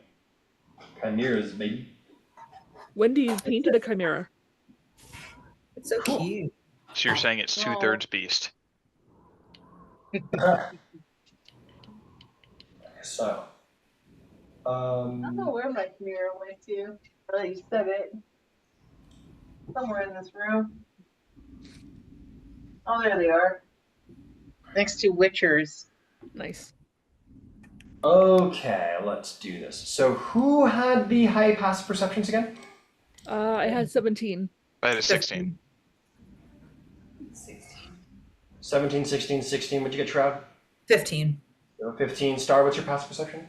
Passive perception is, oh my god.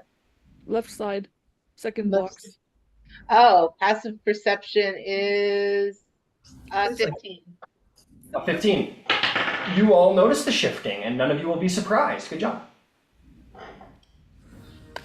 And in fact, you're able to react before it can, and you guys are probably going to all beat it in initiative. All right, let's get it going. 20 or above. 28. 21. All right, how about 20 to 15? Sorry, 23. 16. 15. Okay, there we go. You guys all react. It goes, and before it can like finish its roar, you guys all just fucking lay into it. Go ahead, Ciela. All right, overdraw. Go for it. Does a 18 hit? Sure does. Sorry, my cat's being a baby right now. I have to apologize. Cats aren't babies. Well, That's 27 damage. Ouch! 27 damage. Mm-hmm. And That's piercing, magical piercing? Yeah. It is actually going to be 13 piercing damage instead, as it seems resistant. and 6 of that is whatchamacallit, poison. And does not take the poison damage, so -6 entirely. Your poison arrow hits the tiles, does no damage as they are tiles, and per it being a piercing weapon, it just kind of sort of like almost like bounces through the number of tiles on the way out, cracks a number of them, but doesn't actually do too much damage per it being a piercing weapon. All right. So, second attack. Because I made a regular attack, I can't make like a moonbeam attack, can I? No, you gotta stick with an attack. You can pick a Then different. I'll just do it again. I'll just overdraw again because I'm not wasting ammo. So Got it. Go for it. natural 20. Natural 20. Go ahead and roll damage. Okay, so do I count the overdraw damage twice or just once? Oh, modifiers are just static. Those don't count with crits. Okay. Yeah, only dice get the special stuff. 27. That's without the whatchamacallit, Poison. yeah. Okay, so 27 is going to be reduced, so it's 26 is going to be reduced to 13. It's going to use its reaction to perform a narrow dodge, and it tries to quickly open up a hole in its tiled form. It's going to take half damage on that. So that was 27, becomes 13, becomes 12, which becomes 6 damage. Okay. And I'm gonna cast a hunter's mark on it, All right. and I'm gonna duck behind the doorway to avoid any area attack that it might or might not have, because I don't know, because I've never Fair seen enough. this before. Okay. I mean, it has a dragon head on it. Erebir, what do you do as you are confronted with this tile mosaic animated chimera creature thing? Probably gonna waste my turn, but I spell magic on it. Ooh. Ah. Oh. Good idea. Take a look.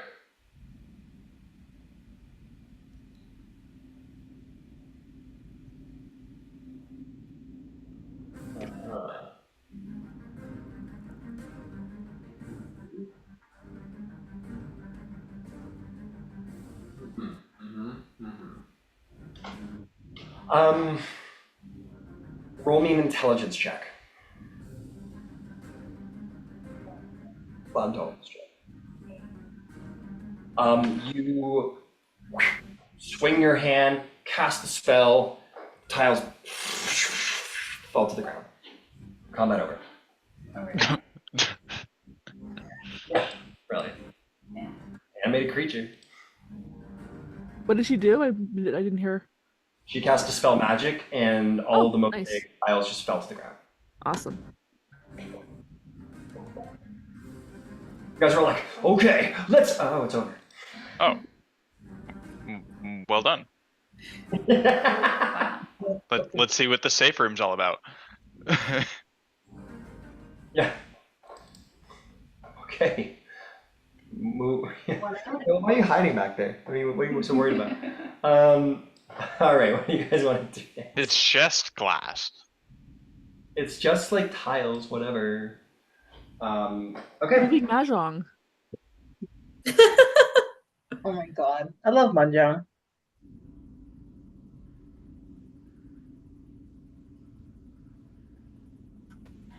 I'll describe the room. Maybe I'll describe the room a little better, and that'll help you.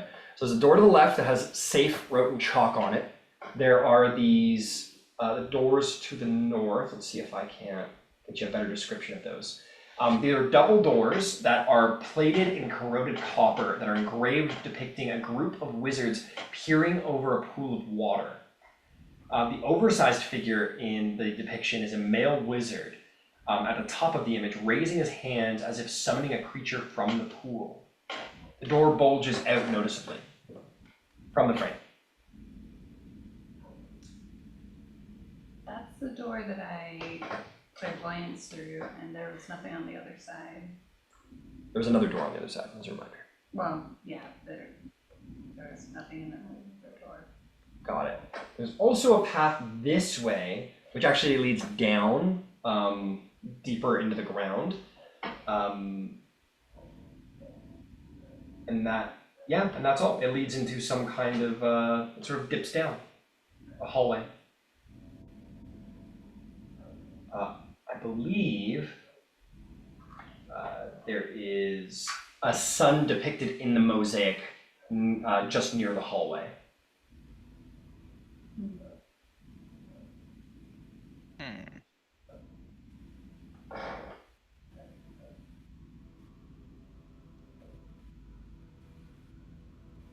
So where do you think we should go next? Towards the people. People are in that direction. Kind of like, how best to display it. You're getting closer. I would say like, you think you're probably about like from the start of the entry hall, you're probably about halfway there, like to actually confronting something of a humanoid variety. All right, there's something not too far from here, but it's in the direction of that door. Yeah, you expect you have a couple of rooms before you think you might confront something like that, but you're getting closer. And it is a sort of like, so if you're looking at the door, Ciela, it's a little bit of like a this action, but the more you go to the right, the more deeper it gets. So, yeah. Terrence, you want Okay. to see the safe room? Yeah, we can. I'm just following. Maybe we should go straight. All right, let's check out the door that has safe written on it. Okay. You guys go over to the safe door. Hey, Star, go check for traps. Sure, I can do that. Let me check the traps. Okay. Go ahead and make an investigation check of the safe door.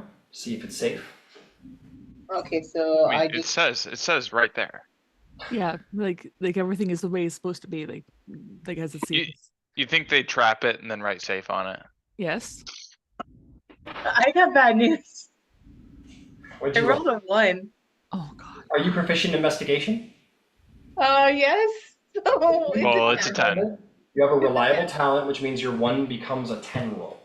I know, but it was still funny. Okay, I gotcha. Okay. So 10 plus 7 is 17. 17 is very good. You see that just suddenly out of the blue, stars become like really thorough. Like every now and then, Star kind of goofs off, but it seems like lately when Star like puts his mind to a task, he's pretty thorough, and you feel like you can rely on him. And in this moment, Star, you think it's not trapped. You don't see any wires or traps or anything like that. Okay. All right, guys. I think it's safe. Let's go in. Okay, you open the door, Star. Yep. Lo and behold, it's safe.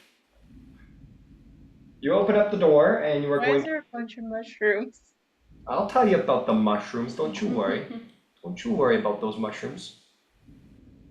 You wander into the room and you are going to see a cool kind of little place. Let's see. You It see. looks like a wishing well. You see in the middle of the room, there is a well, and by the sounds of things, there's water in the bottom. There is a bronze bucket on a rope that sits near the well, while an empty basin stands 8 feet up along the north wall, so the right wall over here. There's also stone steps that lead up to that basin, and a brass lever that protrudes from the wall near the basin. The side of the well and the floor next to it are covered in bright red mushrooms. They are slick with a watery sheen that resembles blood, and have, oh, don't worry about that. Yeah. You also see sleeping rolls and camping gear scattered around. Does it look to be freshly used or like it's been there for a while? The well? The sleeping gear? Sleeping gear? It's not nearly as ancient or as fallen apart as the rest of the tomb. So yeah, you expect it's fairly recently used. Can I investigate these blood mushrooms? Sure, make me a nature check.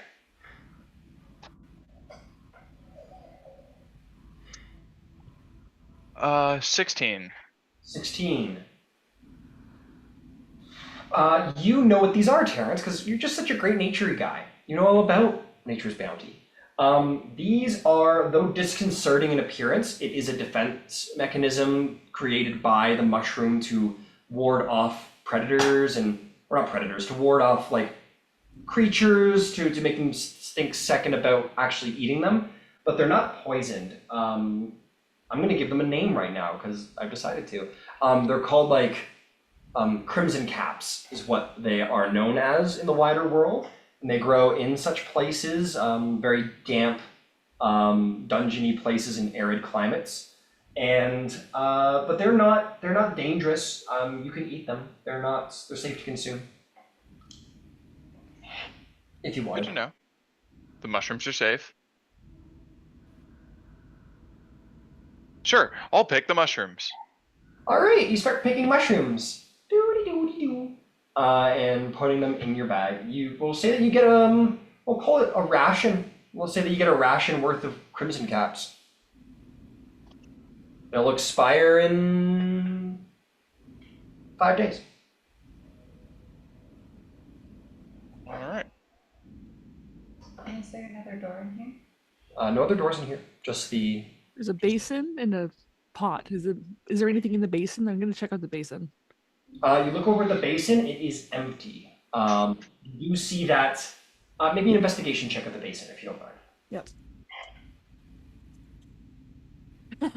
Modified 1. You're not even sure it's a basin. You're like, it's a container of some kind. Can I lower the bucket into the well? Sure. You just kind of like throw her in there, and you hear a splash down below. And can I pull it up now? Yep.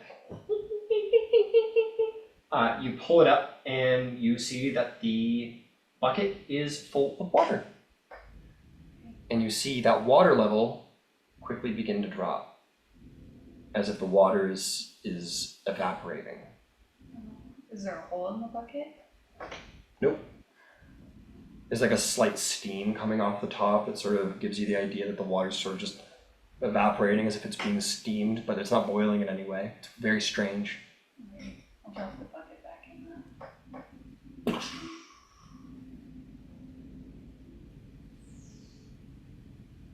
I mean, I'm starting to push it for my 10 minutes. Is my magic awareness still going off?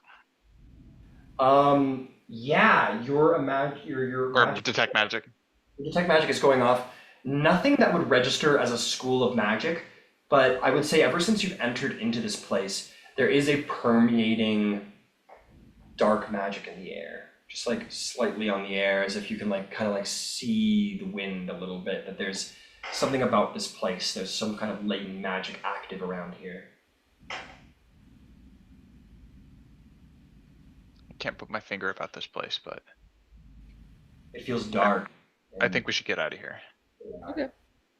But I'll say as it's begun the moment like you stepped into the entire dungeon, not just this room, but Hmm. the entire dungeon. Every room you've been in has had this like permeating sort of bad dark magic about it. In that case, I think we're getting close.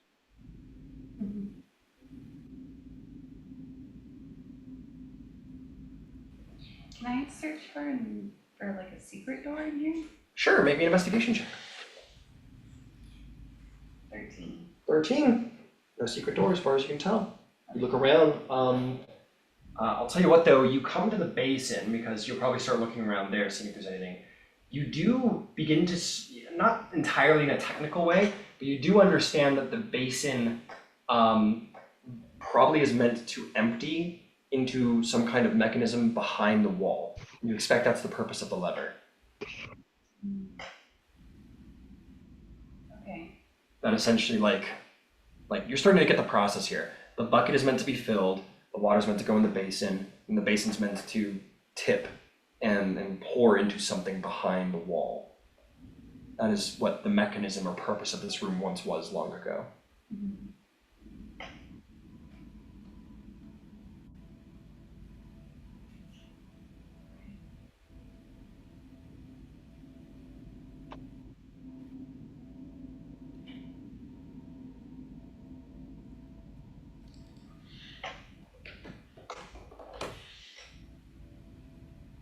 Okay. We ready to push forward? In a second. I'm gonna pull up the bucket. Yep. I'm gonna throw the bucket in the basin. Like the water from the bucket in the basin. Was that a good idea? I don't know. There is now some water in the basin. Okay. I'll drop the bucket down the well again. Let's go. Is it evaporating from the basin? You stand up on the stone steps and you look in. And you watch for a couple of seconds and you do see that it slowly begins to drop as if the water evaporates. Yeah, that's creepy. Okay, where? Bye-bye. But you expect if you had a mind to, you could certainly like probably fill this basin quicker than it can evaporate like easily if you had a mind to do so.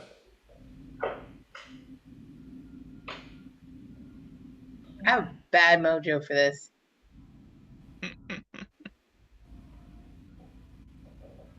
Yeah, let's go check out the other door. Okay. You guys decide you're done with this room. It's not so safe, or maybe it's a little too safe for your liking, in fact. You walk back into the main room. You see the other two places you haven't explored is this great protruding door with the great relief on it, and the hallway that goes deeper into the lair. What would you like to do? I want to go through the big door. But I'll go wherever you guys go. Let's go through the big door. We can come back if we get bored. Big door. All right, you guys walk up to the big door. Chamber. Cool, you go through? Yes. Cool.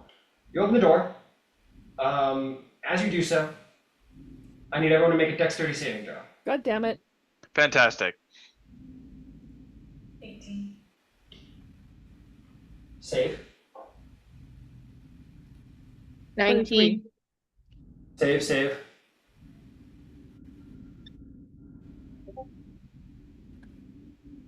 18. Save. 20. Save. God damn, guys. Man, leveling up too quick. You guys hear cracking and breaking in the roof, and instead of looking up, you guys react immediately. The whole party just scatters in every direction, and a large amount of like serrated stones and massive boulders fall down from the roof, enough to bury you all with. And as you all jump out of the way and dust is scattered up and you kind of stand up coughing for breath, the way forward is now impassable as it is filled with stones and rubble that blocks the door. I have something for this. Oh yeah? I'd like to cast Pass Wall, please. Pass wall? Fuck.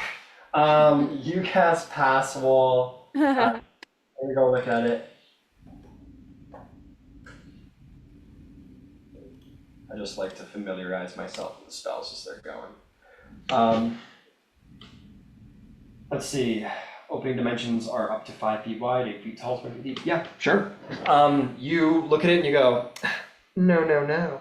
And you cast a magic spell, tap your staff on the ground, and instantaneously the matter that was stood in your way before the door, a hole just opens and more rubble crumbles. What left of the rubble that would have been atop crumbles to the ground, sort of scatters across the floor. You'll still have to step over it a little bit, but the door is no longer impassable. Damn. Very nice. Fucking Swiss Army knife over there.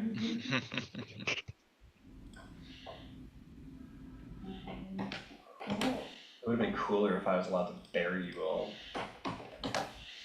But we'll do this instead, whatever. Guess we'll go through the tunnel then. Oh, you're gonna go through the tunnel now? Or do you mean the door?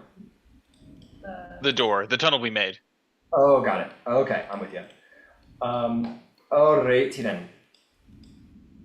You pull on the door again, this time. Oh, that's not a pull door. Huh.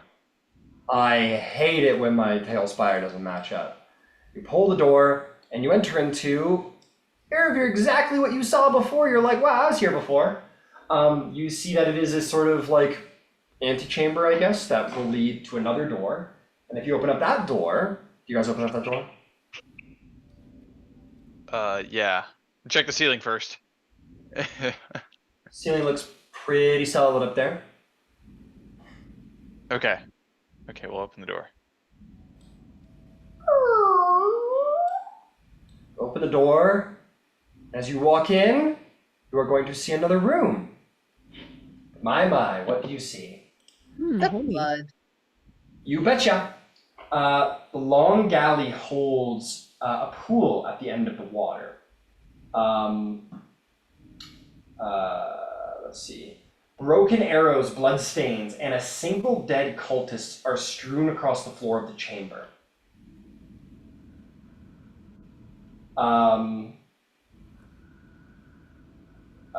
Okay. Is there anything else I have to tell you? Yeah, you see a pool at the end of you see an empty pool at the end of the hallway where the cultist lays dead in a pool of his own blood. And again, you see those broken arrows and bloodstains. And there's a door on the other side? And there's a door on the other side, yes.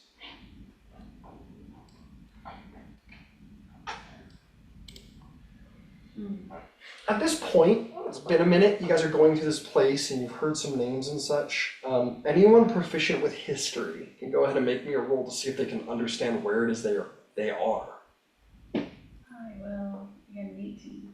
18! Well, my historian, you know that this is the tomb of Diderius. Now, Diderius was a great diviner long ago, and he used this place to share with common folk and noble alike the powers of divination and clairvoyance. It was said to be one of the greatest diviners to ever live. and this was his font of power, this place. And now it is his tomb.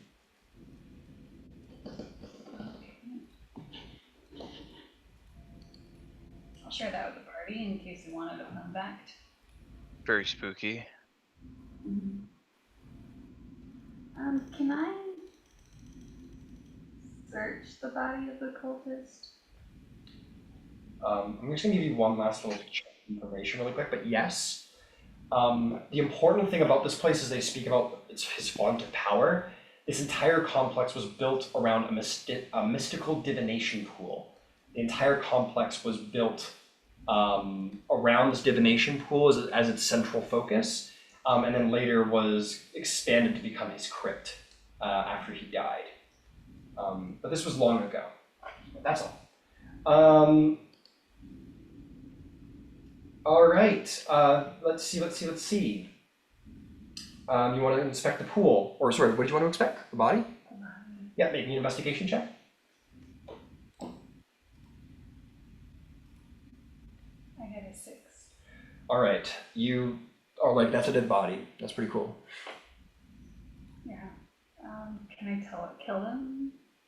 Not with that roll. Okay. You roll a 6? Yeah. Yeah, you don't. You're like looking over the body, and it's like you in this moment Can I investigate? about it for whatever reason. Yes, you can, Star. Yeah. Star suddenly like a remarkably reliable individual. It's like, don't worry, Arvier, I'll help you. Go ahead and roll. 13 plus 7, 20. Dirty 20. Arvier, you're like, I don't know, like maybe like an arrow, I don't know. And Star goes full Sherlock Holmes in this moment, and says, indeed, many took a lot of damage from in this room due to the arrows. If you look at the arrowheads, you might notice that they're in the shape of a cobra. Where'd you get that pipe from, Star? Anyone can make a religion check based on that. But Star, as you go and inspect the body, you're like, yes, of course I would know these wounds. It's a dagger wound specifically, and you draw your dagger, you go, a dragon tooth dagger, just like mine.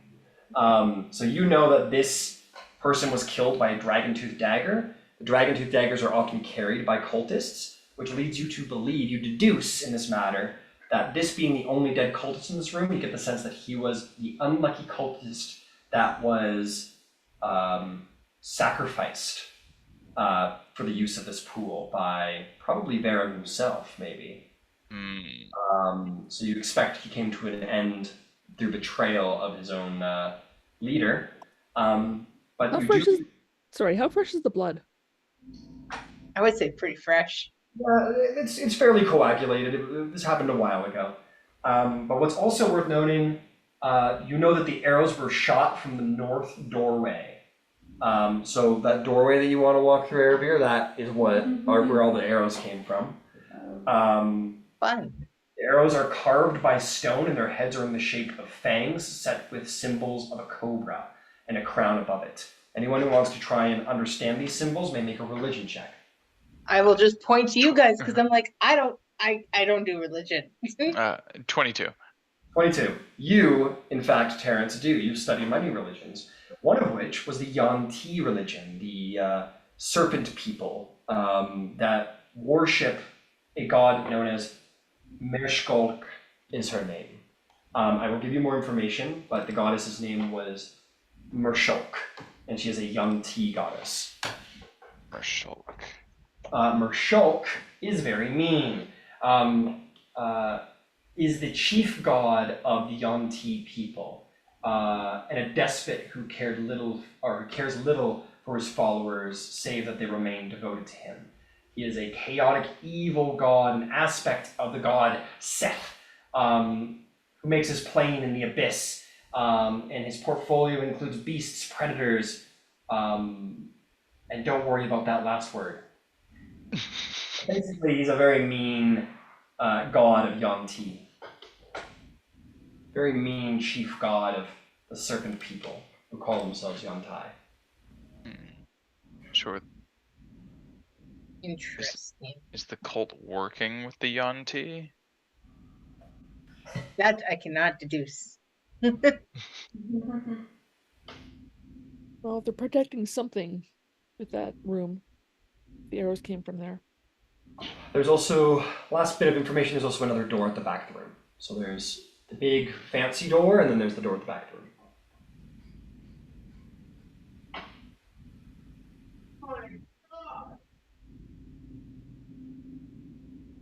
Where are the people through?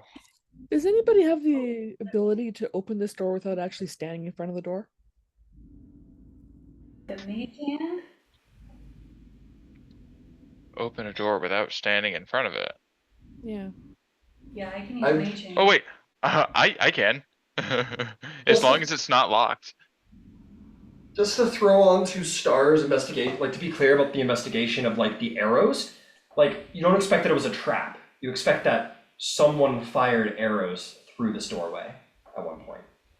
Like this wasn't a trap, this was an attack. Is there Still, anybody behind just that to be door? safe. Is Like, anybody influence? behind? You primal awareness, you think about it, pretty close, but not immediately. Okay. Could be. It's close. They're close enough that they could be if it's a large room. Okay. There might or might not be somebody in there. Can't tell if I can't tell if there's walls between them or not, but we're getting close. Would you say within 1,000 feet? Yes. Absolutely. You probably within like they're about. If you were to stand in front of the door, they're probably about 90 feet away from you on the other side of that door. So if it's a fairly large room, there could be humanoids on the other side of the room. Like 1 or 2 rooms away, I'd say. I'm gonna cast locate creature.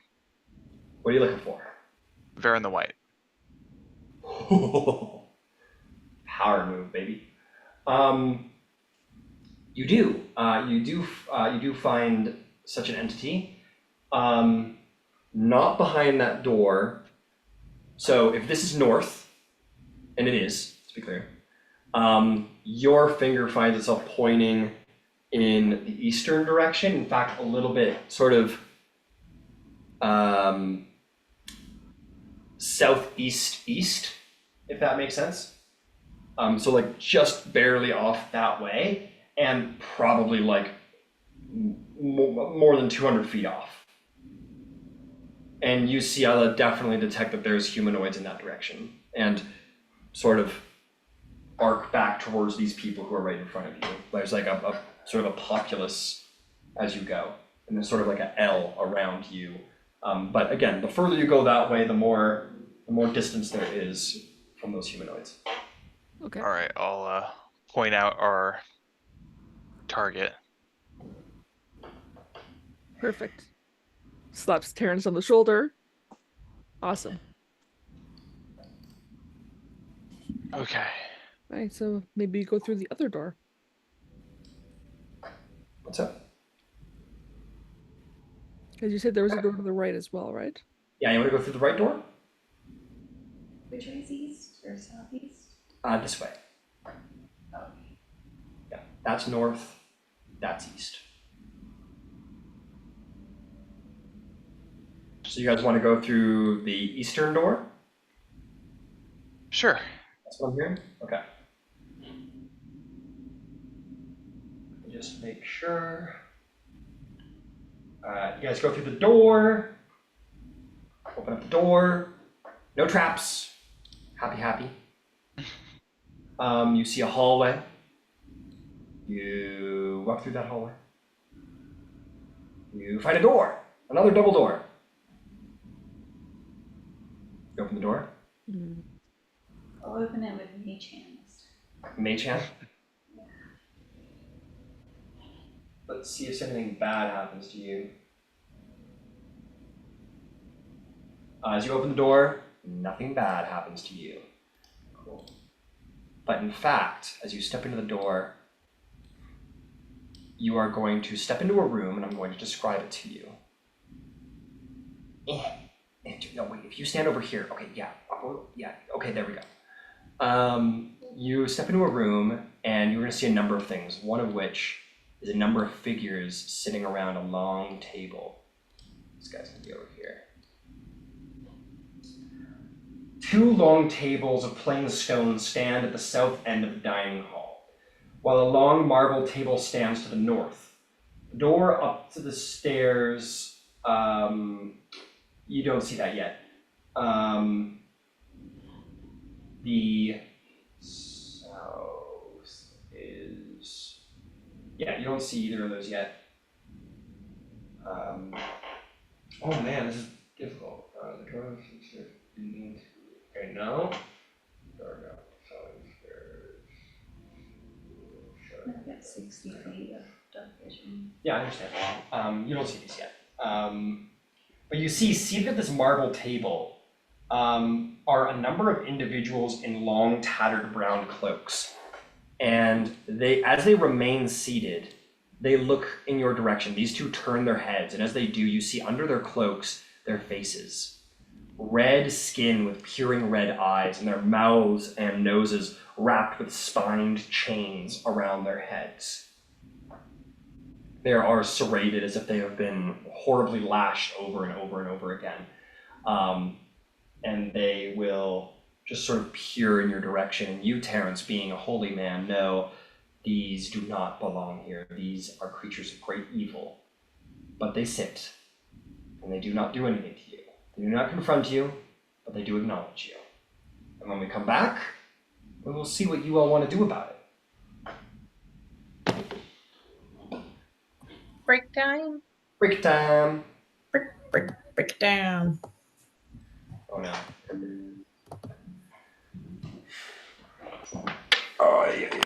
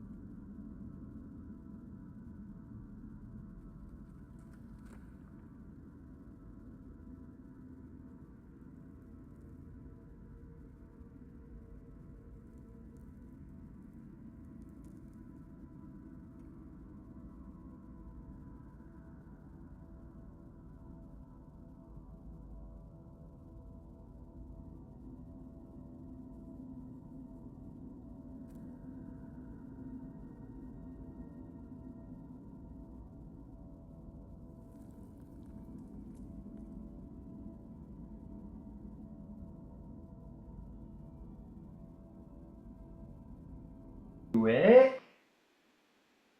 Oh, that's fantastic.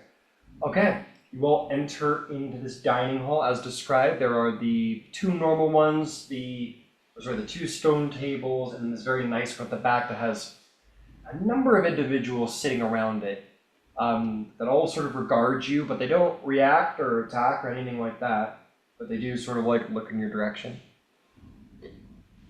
I'm gonna like brace myself. No. Most of their attention turns to you, Terrence, as you sort of like prepare for battle. And they sort of like look at you like, essentially like waiting for you to make a move. But they don't attack. Alright. Is there anybody else in the room? Make a perception check.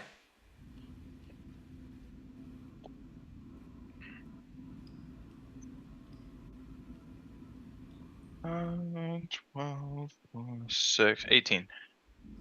18.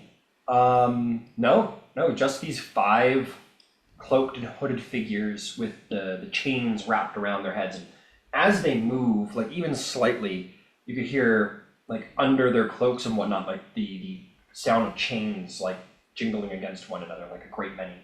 You hear a voice pervading your mind, Terrence, that all of you will also hear. And it says, "Do you intend to use that?"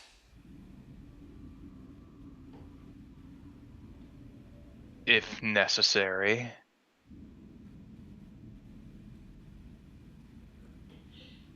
They just kind of look at you, and then after like another moment's stare, they just kind of turn their heads back to the table and just kind of sit there, like just kind of sentry-like, just without any activity amongst them, just sit there. Well, let's try not to provoke them and sneak around. Maybe. So you speak? I'll Uh, say openly into the room. You do, and once more you'll hear that telepathic voice pervade into your mind. They say, "We do speak, but not in a tongue that you, mortal kind, would understand. So we shall speak to you here, in the threshold of your mind." What are you doing in here? They say, "We have been ordered to remain here, guard this place, by our master, Varen. He spoke of great treasures down those stairs," and he'll point across the room. He says, "We are here to guard against anything that should leave that place."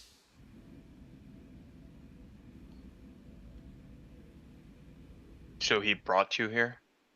Yes. And told us to wait and watch and guard against those who would exit that place. What he believed to be a treasure vault.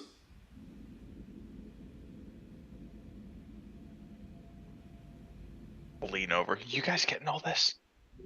You all are. Alright. Star's just like, I'm listening, but I'm just gonna keep playing with my blade here. One or two of them are like looking at you, Star, as you like flip around the blade in their hand, as if you get the sense that bearing weapons, they're wondering if you're a threat, right?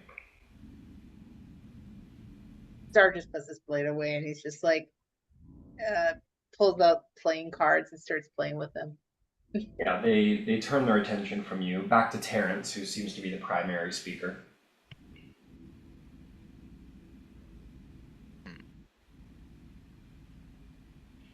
Well,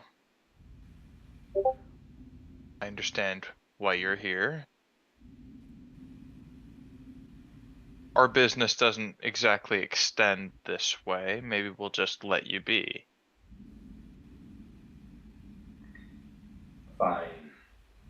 Do what you will. I'll kind of look to Shroud.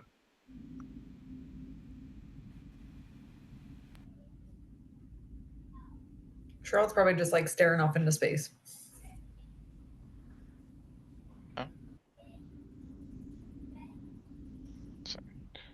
I'll like nudge him. Say, "Hey, I want to poke at him. What was that? What does that mean? So I feel like Shroud would want to like I don't know. They're a little strange. I'm not sure I want to poke at him. You poke one? He goes, "What are you doing? Stop it." Ow, that tickles. No, stop. Why are you poking? I'll stop. Seriously, stop it. Will you let us pass? To keep you here is not what we have been assigned to do. Do as you will.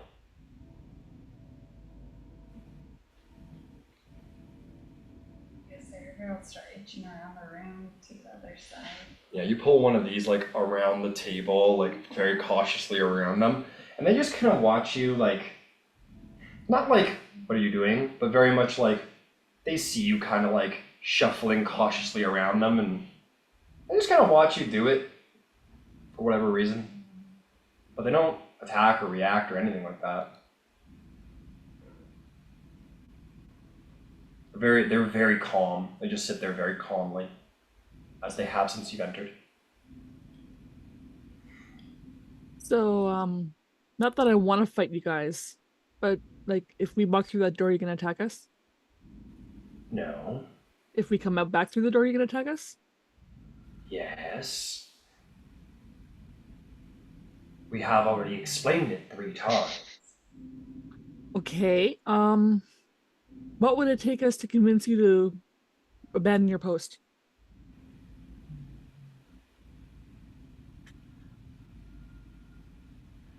We are in contract with Varen.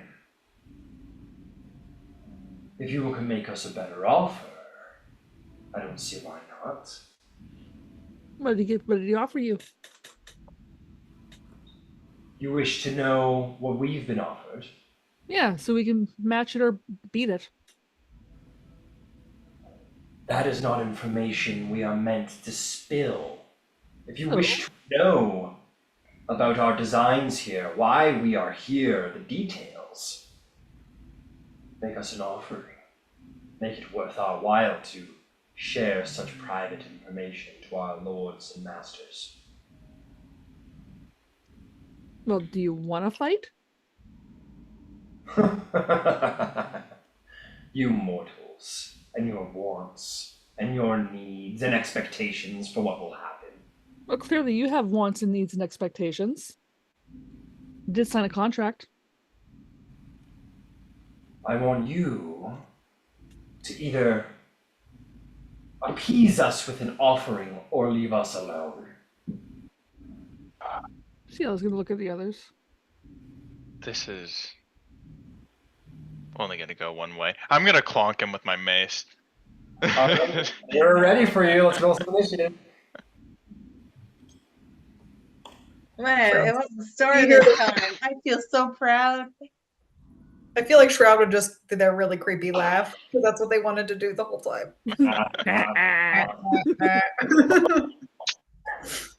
We're from hell, and that was weird. What's with that guy? All right, 20 or above. 24. Dirty 20. Damn. 24, dirty 20 for star. Who else?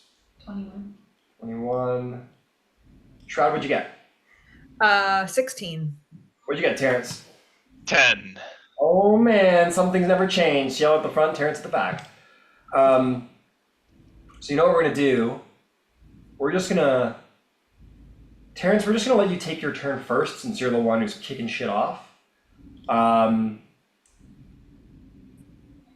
You know what? Everyone was ready for this, but you kick it off. So yeah, Terrence, you're gonna take your turn first on initiative. No, I take it back. Because nobody here is surprised. All of you are like hands on the blades and stuff. So Terrence, you pull your mace back to hit one of them, and they all just stand up and like chains come flying out from underneath all of their things, and they kind of Ciela, you react immediately. What do you do? Yeah. I take I walk, like I kind of go back so I can fire my bow. Like Find to your the bow. wall. Yeah, go to the back wall, and then fire my bow with overdraw at whichever one's farthest away that I can see. This one? Yeah, sure. Let's go with that guy. Sure, go for it. Okay. That is a 19 plus 6, 25. That'll hit. Roll some damage.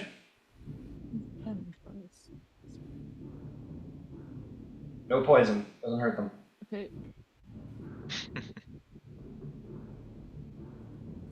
That's 21.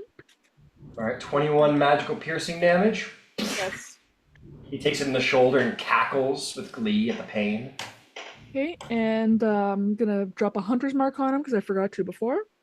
All right, the bane of the ranger is the actual casting of Hunter's Mark. Yep, and I'm going to do it again. All right, Go back to my sheet real fast. Because I was playing with another character while we were on break. Make a wisdom saving throw. Make a wisdom saving throw. As you draw your bow for a second shot. That's a 17 plus 3, dirty 20. 30-20. You Dirty feel 20. like you feel your vision beginning to pervade and illusions beginning to sort of change your sight, but you push through it. Nothing happens. Go ahead and attack. Okay. 16.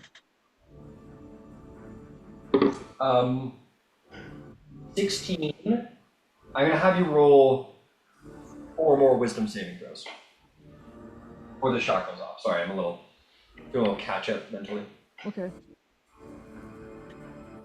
So 17, Okay. 18. Yep. Ooh, 8.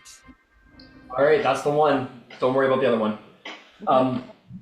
These illusions begin to surround you, and you're trying to focus your sight and train it on this one guy. And in your referee, this guy right here turns around, pulls the chains off of his face, and you'll see his face will shift and change into...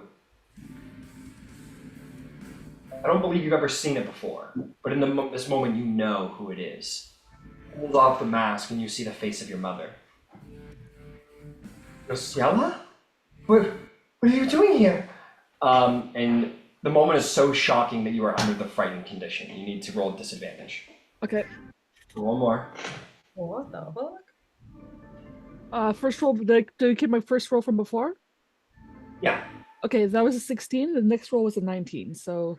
16 will still hit. Despite this, you sort of just loose the arrow and will still mark true. Go for it. Okay.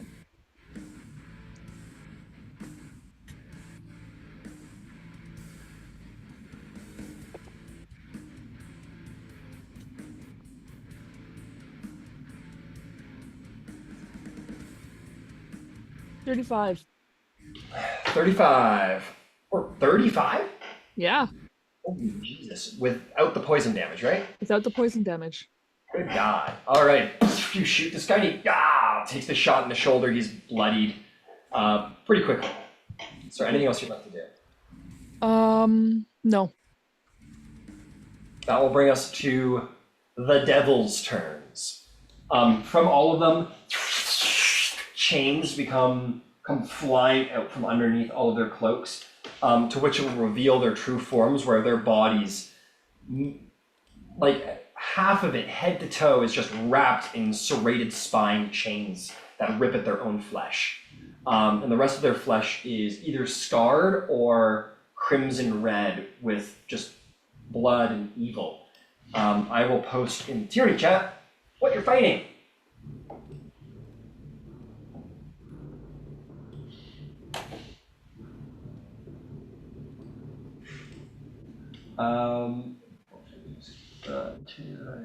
Hits, 16 strong rifle.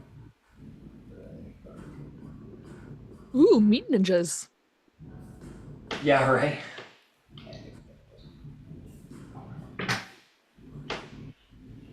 Okay, that's weird. So all these chains are sort of like flying around them, almost animated, and he lashes a hand forward like so. And they're each just going to focus on one of you. There's 5 of you, 5 of them. They'll match the strength of hell against these random adventurers. This one's going to turn to you, Erebir, and make 2 chain attacks.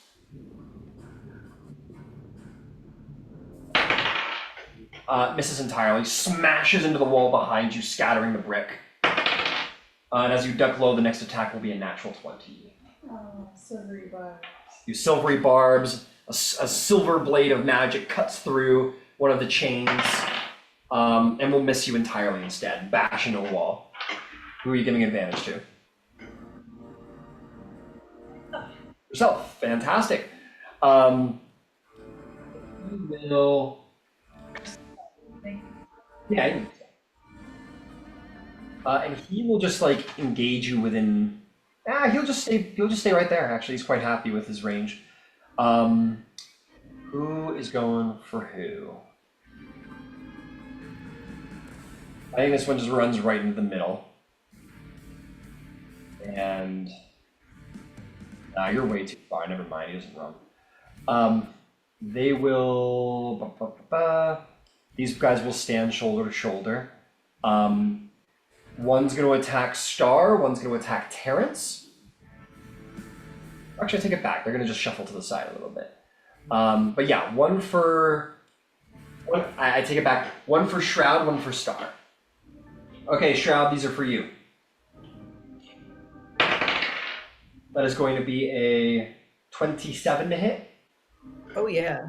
And the other is going to be not quite as nice. 13. It will not. Are they within melee range? Can I use a superiority die and repost that? Certainly can, but give me just a half a moment because something's going to happen for a strike that will affect the riposte. You are going to take 11 points of slashing damage as the chains are ended with these sharp hooks that tear through your armor and internals, and then lace themselves around you like a lasso and grapple you tight, and you feel the barbs of the chains like pierce into your body. You're going to be considered grappled and restrained. You can, he's going to roll against his advantage now. 16 doesn't hit, you may riposte. You will have disadvantage. Okay, then I'm going to refrain from doing that because I don't want to waste a superiority die. Fair enough. This one's going to attack you, Star. Here it comes. That's going to be an 18 to hit. Ah, it just hits. Just hits, I'm sorry. Similar as before, these hooks like grab onto your, like the flesh of your chest and just rip across your body, just tearing across you. That's going to be 13 points of slashing damage, and as they rip, they'll grab onto the bone of your chest and then lace around your body and grapple you and restrain you. The second attack's going to come in. That's going to be much better. That's going to be 25 to hit. And you're going to take an additional 6 slashing damage. Said that was better. It was not. This one is going to run around the side to confront you, Terrence. And he's going to spout something in the infernal tongue, if anyone understands infernal, the language of devils. He's going to say,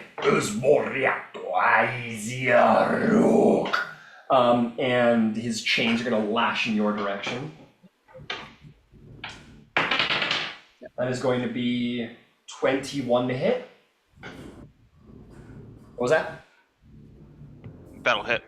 That'll hit. Similar as your friends, 12 slashing damage as hooks grab onto your flesh and then wrap around you.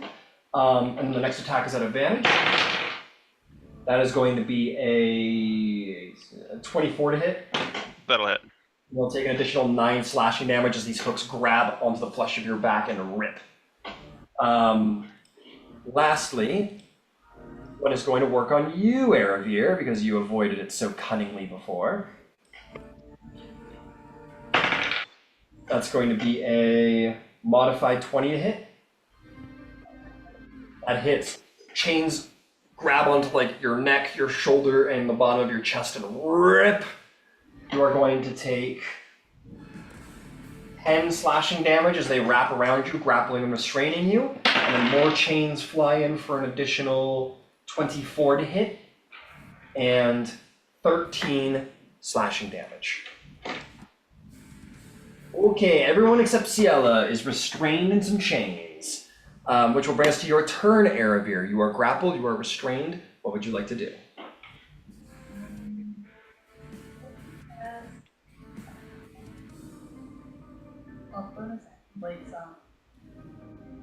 Before you do, you are going to look at one of these devils, the one that's got you grappled, and it's going to appear as though she is chained to you. And you're going to see this sort of elderly human woman with gray hair, and she's going to say, "You know in your heart, Aravir, I am dead. That is why he won't tell you. I am dead!" And you need to make a wisdom saving throw. But you push past the illusions, you know it's fake, and you may take your turn as normal. What were you going to do? A bonus action blade song. Alright, you go into the blade song, kind of try and dance in your chains, but it's tough. And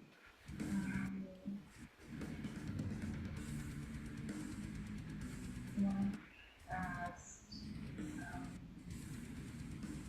A synaptic static. Ooh, okay. I want to try to get as many of them as I can. What's the radius? It's 20 feet. Oh, but I don't want to get friendlies. Yeah, you're probably only going to be able to get 4 if you don't want to touch friendlies. Okay, that's fine. Okay. What do I need to roll? Wisdoms? Or intelligence. Intelligence. Damn it. What is the DC? 17. 17 is a failure. Is a success. That is a success. And that is a failure. 2 fail, 2 succeed.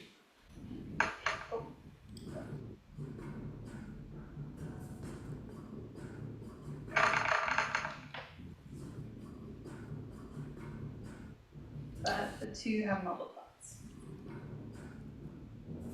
And it's half for success. Yeah. 17 half is 16, which is 8 damage to this guy, psychic damage. And half for this guy, which I just said is 8. How much damage, sorry? 17. 17.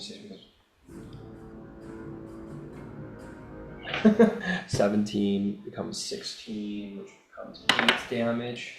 Man, I'm just not at 100% today. And then these guys, I'll give them a little reminder there. Synaptic did.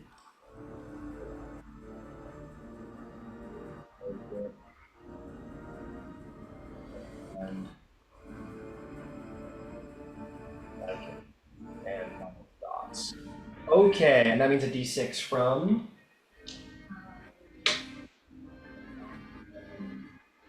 I'll keep it. okay, yeah, just remind me for sure. Anything else, Saravir? Nope. Nope. All right, Star. What do? You are grappled and restrained. Can I tackle to get out of it? Certainly try. Absolutely. Make me a athletics or acrobatics check to attempt to escape. This will cost you your full action. My blotching? This will cost you your full action. Okay, no worries. I'm gonna try to acrobat it. All right. 14 plus 9 is 23. That will easily do the job. You fiddle your way out of the chains and get free. I did forget something I got to do.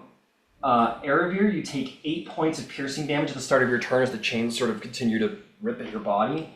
And you as well, Star, will take 4 piercing damage, but you escape. Yay. All right, you have a bonus action movement. What do you do? Bonus action movement. Because I feel like he's gonna attack me while I move away. I'm gonna do is it uncanny dodge? You want I'm to gonna disengage and get as far as I can. Sure. I'll go around the door and I can't go in stealth, but at least I can go there. Got it. You want to just go here or do you want to go further? I'll just stand there, and that way if someone comes up, I'll just hack at them. Got it. You bonus action disengage, safely move away from the chains, and hide in the hall. Fantastic. That's going to bring us to Shroud. Shroud, what do you plan to do, my friend? I would like to stab some things. Stab some things. Go for it, but before you do, you are going to take 6 piercing damage from the chains that are continuously tearing into you. And you look into the one that you mean to attack, and you blink, and you are going to see Jamna. Or no, you see Rian Nightshade standing there, and she goes, I know about you. You know I know about you. What you were, what you are. You didn't ask, and now you never can. Make a wisdom saving throw. Ooh. Wisdom saving throw. 15. 15, you will push past the illusion. Luckily, you are not as emotional as these regular mortal creatures and are able to push past the emotional attack on you. what you do. Let's see here. So, sorry, it's a little bit dark. So there's one in front of me, and then is Terrence next to me and one in front of him? Yeah, Terrence is there, you are there, and then there's the line of the 3 chain devils. Okay. I am. Let's see here. How do I want to play this? I am going to use my bonus action to rage. Rage! Alright, you get really angry. Yeah, so when that happens, two little spectral creepies show up, so I can be just as scary as you are. And I'm actually gonna try and stab the one in the middle there. Go for it. You make attacks at disadvantage. Okay. Let's see here. All right, so there's that. 8 plus 10 is 18 to hit. At disadvantage, 18 definitely hits. Go ahead and roll damage. Oh yeah, no, the other one I rolled was a 17, so. Yeah. Let's see here. And so that is going to be. Okay.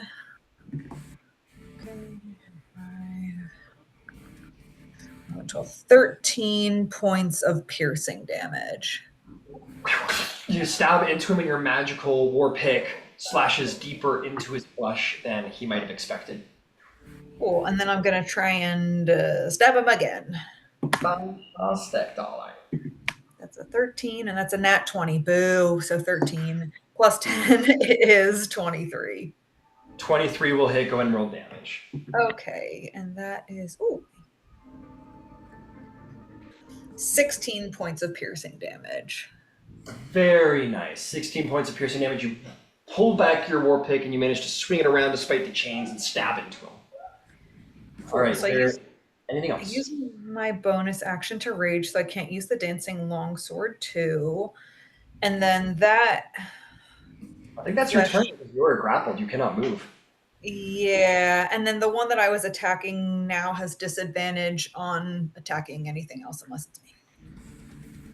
Oh yeah? Oh right, because of your ancestral guardian, yeah. All right, suddenly, yes, pervading from you are these strange guardians that look very robotic and like you, and pervade around him, and his attention will turn directly towards you. Cool. And then very good. That'll bring us to you, Terrence Marigold Jr. What do you do, sir? Yep, I get hurt first. Yeah, you get hurt. You're gonna take 7 piercing damage, and you are also going to see something.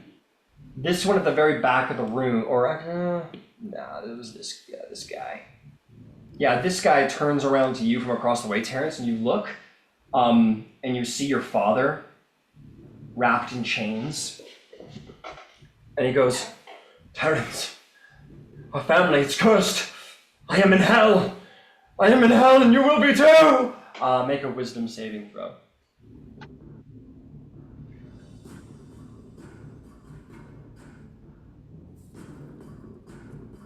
Uh, 12. A 12. No way. Terrence, the face of your father strikes you, and though others here have seen the things they might care about, your father means much to you, and to the idea of your family being in hell, that you might not be as blessed by Chantia as you thought, or at least these things are too much, and you are frightened in this moment of these monsters that have dragged your own father down to hell. No.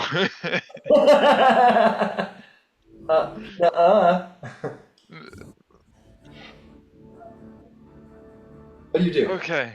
I need to get out of these chains. All right. So, You may use your action to make an athletics or acrobatics check, sir. no, I'm going to use my action to cast freedom of movement. Even better. You cast freedom of movement on yourself, and your body becomes a little like Mr. Fantastic-y. And I'm just gonna slip right out of the chains. For 5 feet of movement, right? Yes, I believe it is. 4th level. Touch a willing creature for the duration 1 hour. The target's movement is unaffected by difficult terrain, and spells and other magical effect can neither reduce the target's speed nor cause the target to be paralyzed or restrained. 5 feet of movement to automatically escape from non-magical restraints. Oh, yeah, let's go take a look at that. That sounds very specific. I think you're going to be fine, but I just want to check. Okay. Or a creature that has it grappled. Okay. Okay, there you are. Your spell and other magical effects can either reduce your target or cause you paralyzed or restrained. 5 feet of movement to automatically escape non-magical restraints, such as a manacled creature that has a grapple, finally being underwater in place. Oh. Automatically escape from non-magical restraints. Okay, so here's the deal. Such as manacles or a creature that has it grappled. Yeah, exactly. So here's the deal. You may use these 5 feet to free your arms a little bit better, and the restraint upon you will end. However, these chains are indeed quite magical, and you will remain grappled, but the restraint condition is ended.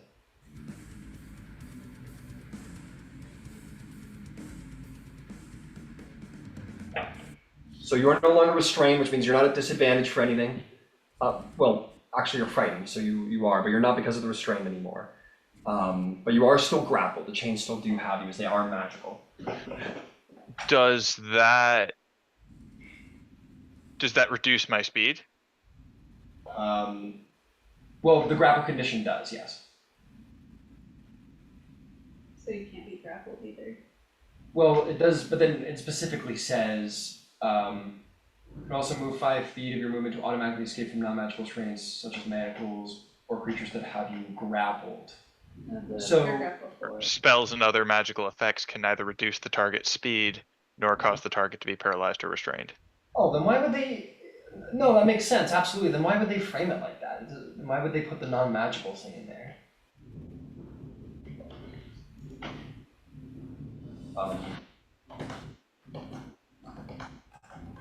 Hang on.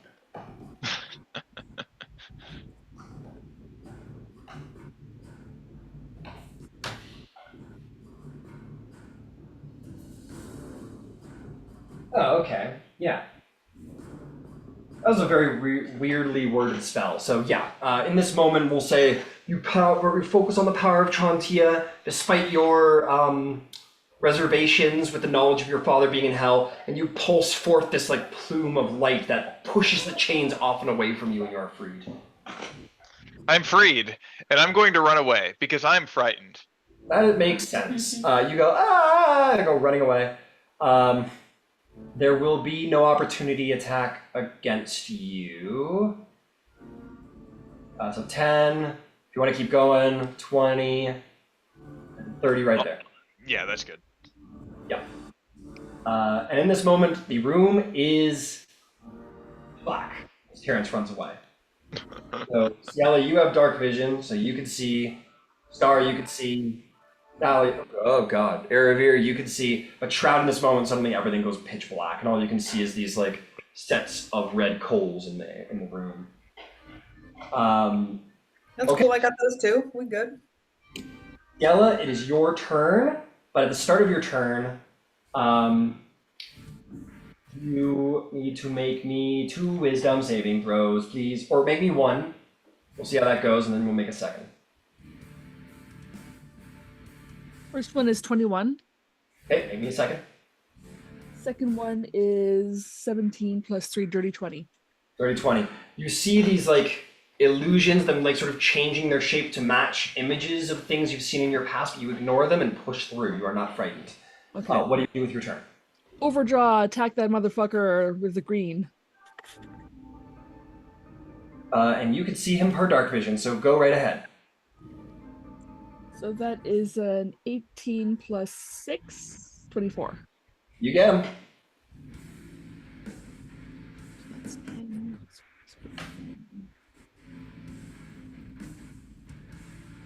20. 25. 25 damage. your arrow shoots him in the head, his illusion fails, and he falls to the ground dead. Okay, and I'm going to go for the next one. That's cornering Erebir. Okay, Move my hunter's mark. okay. No, I'm no longer restrained. It was this guy who had you grappled. Oh, That guy tried and you silvery barbs the shit out of him. that's right. Alright, go for it. Make me your attack roll. Okay. Overdraw. I gotta leave him with the pink one so I remember. Yeah, that's a natural 20. Alright, go ahead and roll damage. Good job.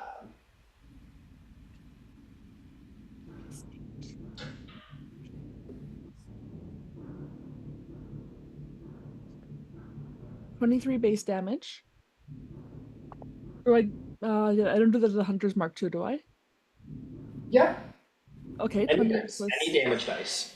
okay, 20 plus 6 equals 34 plus 7 40 41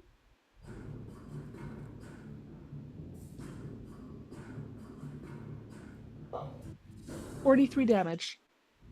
43 damage. Good God. Yeah. You shoot him in the side of the head, and one of his eyes immediately goes bloodshot and looks up, but he keeps coming. But he is pretty hurt. That was a pretty gnarly shot you gave him. Okay, and I'm going to go around the corner so that I can't see them. Got it. Right there? Yep. Cool. Okay, it is their turn. You hear them around the room say something in their strange tongue. And you can't hear it. You can't see it, Shroud, but you can hear it. You hear them all sort of go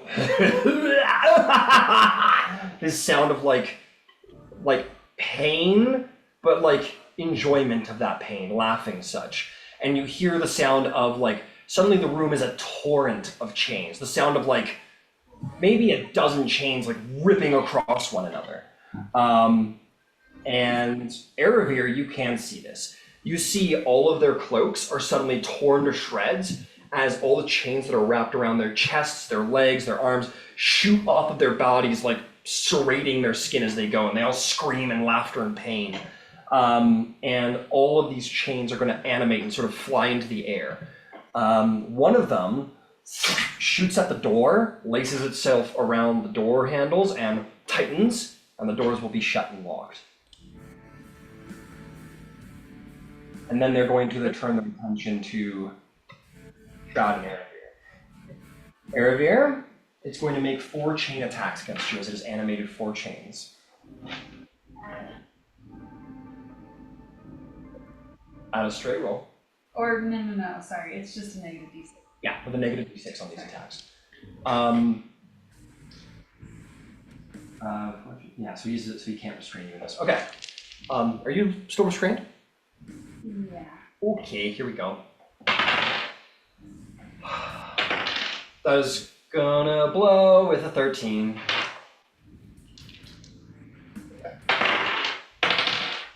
That is going to be another 13. His mind is quite muddled.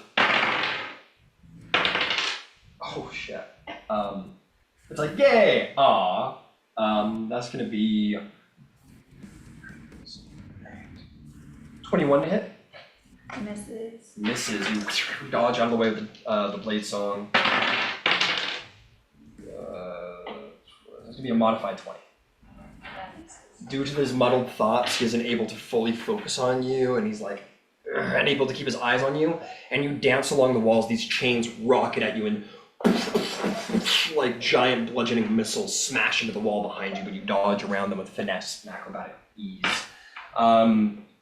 These 3 guys are going to attack Shroud, who is still restrained, so they will all have advantage. This guy is going to be Muddled Thoughts. He's already used one of his attacks to lock the door. So here we go, Shroud. How's it go? See how that rage holds up. Yeah, sure. That's going to be, oh man, 8, 16, 20, 23. Yes, that hits. 23 hits. Well, I guess I'll do these one at a time, huh? 8 slashing damage reduced to 4. Okay. You know what? We're gonna not do this one by one because this will take fucking forever. So give me a moment. But I will give you this one. This was 27 to hit. Yes. That will be as soon as it loads. Oh, okay, roll. 13 reduced to 6. So that's 2 of the attacks. Attack number 3, 21 to hit. Meets it, beats it. Beats it. You are going to take 13 reduced to 6. And this is the 4th of his attacks. 15 misses. This time it bounces off your armor. Okay. Next guy is going to take a shot at you for 4 attacks. 26 to hit. Yeah. That will be reduced to 7 damage. Okay. 13 misses. 24 hits. That'll be 4 slashing damage. Okay. And this is his last attack, I believe, with 13 being a miss. Last guy's going to attack. He's going to make 3 of them against you because he's already used 1. 18 misses, bounces off your shield. 26 hits, reduced to 4 slashing damage. Okay. And he misses horrifically on the last one, but misses his buddy in the end. And that is going to be the end of that.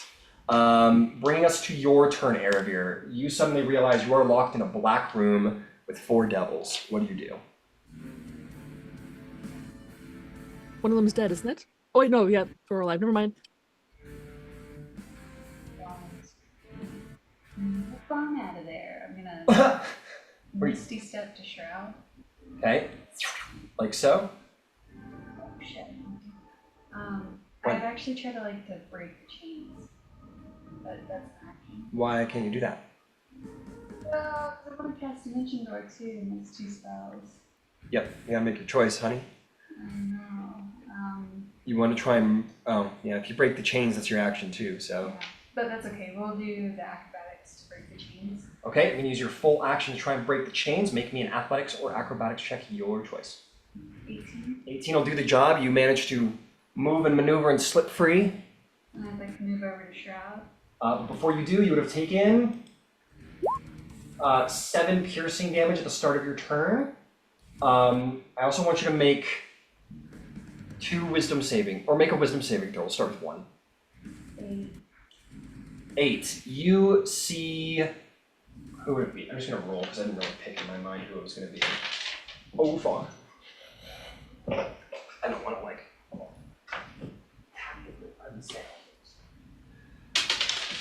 That's going to be the one standing right in front of you. He looks at you again. He's still... We'll say we'll carry over because he was the guy last time. He'll say, I've died. What are you fighting for? And you are frightened? Okay. I'll run towards Shroud. With 40 speed? Yeah. All right, you want to get to... Where do you want to get to specifically? Just within melee. Okay, like there. And then I'll bonus action cast Dimension Door with Sorcery Points to quickly cast. Nasty. All right, and so you do. I assume you're going to the hallway? Yeah, we're getting out of there. All right. Blast into the doorway. Erebir standing on top of the door somehow. And anything else? That's everything. That's all I got. All right, that is going to bring us to Star's turn. Star, do you wish to do anything in this moment? Wait, are we not attacking these devils and killing them, or are we just all hiding and running away? The door's locked. Yeah, we're locked out right now. Oh, And is Star frightened or not? Because I can't remember. no. No. Not Awesome. frightened. Excellent. So the question is, are we still attacking them? And we got to get past them. All right, so we're Clear, these are 6-second rounds. You can't stand and have a 20-minute conversation just as a This is reminder. true. This is true. all right. So no. let me go stabby them. You're gonna go try and stabby them. You check the doors. It's locked. The door kind of opens, but as you pull it this way, you do see these black iron chains wrapped around the handles. There's another. And no way to break them. Okay. And no lock picking involved. Anyone left out there? All of you are in that hallway. I guess we're stuck out here, guys. I think we're done. Let's just walk away. All right, Star's ready to walk away. Shroud, what do you feel like doing? What do you do? Can you just, I'm sorry, can you like pan up a little bit? Sure. We're just like locked in the hallway, right? That's what's happening. Mhm. Yeah, but you can make your way back to the room where the dude was sacrificed if you want. Or you could break those chains. Or you could try Yeah. and break the chains. And I'm go. gonna try and break the chains. Okay. So I'll tell you what. You can definitely try, but they're wrapped around from the other side. So here's what I'll say: if you or a friend has a spare hand, they can try and pull the door your way to give you that crack, so that you could try and hit down the middle. But you're gonna need a free hand. Being that I didn't do anything, can I just help? Your turn's already done, I'm afraid. There was another way down. Is there?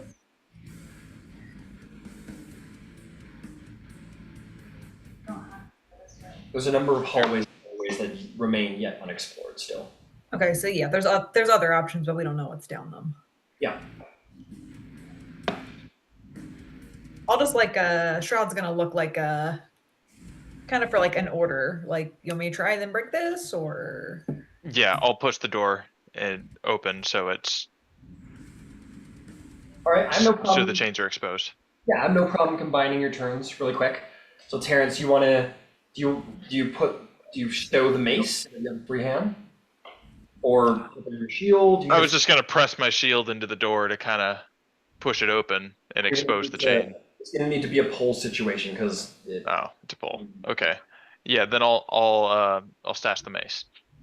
oh, I guess they're push doors, but whatever. The point is, you're there, but like ignore what you've seen. Continuity. yeah, well you know what I mean is like if you push the doors, you can't. They start to go like that, and you can't get the chains. But if you pull it back, it makes an opening, right? Okay, yeah, Mhm. gotcha. It loosens the chain when on a pull instead of a push. Yeah, so it'll have to be pulled. So you stow the mace, you say? Yes. Okay, you stole the mace, pull it back, and you give Shroud the opening. Shroud, you see the chain there. Go ahead and make 2 attacks if you wish. Okay. For less. All right. So that is a 25 to hit. 25 will hit. Go ahead and roll damage. Okay. 5, 11. That should be 13 points of slashing damage. Is that slashing with the war pick? Yeah. Hang on. Piercing. Sorry, piercing. So because it's piercing damage, it's a little too direct to hit these chains, and you hit a little bit, but it glances off. They are resistant, so that was 13. That'll be reduced to 6.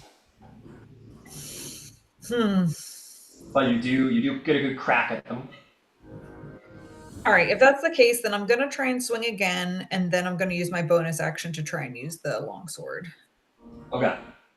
All right. So with the Dragon's Gleam, that's gonna be a 28 to hit. 28 hits. Go ahead and roll damage. So that is, let's see here, 4, 10, 12 points of piercing. 24 points of piercing, which will be No, 12. Well, okay, that'll be reduced to 6 as well. Okay. One of the links in the chain sort of like breaks, doesn't fully unfurl, but definitely snaps. These things are close to breaking. Got it. And then I'm going to use my bonus action for the longsword. Right. The And longsword. that's a nat 20 to hit. Okay, go ahead and roll damage. Very good. So that's going to be, let's see here. And then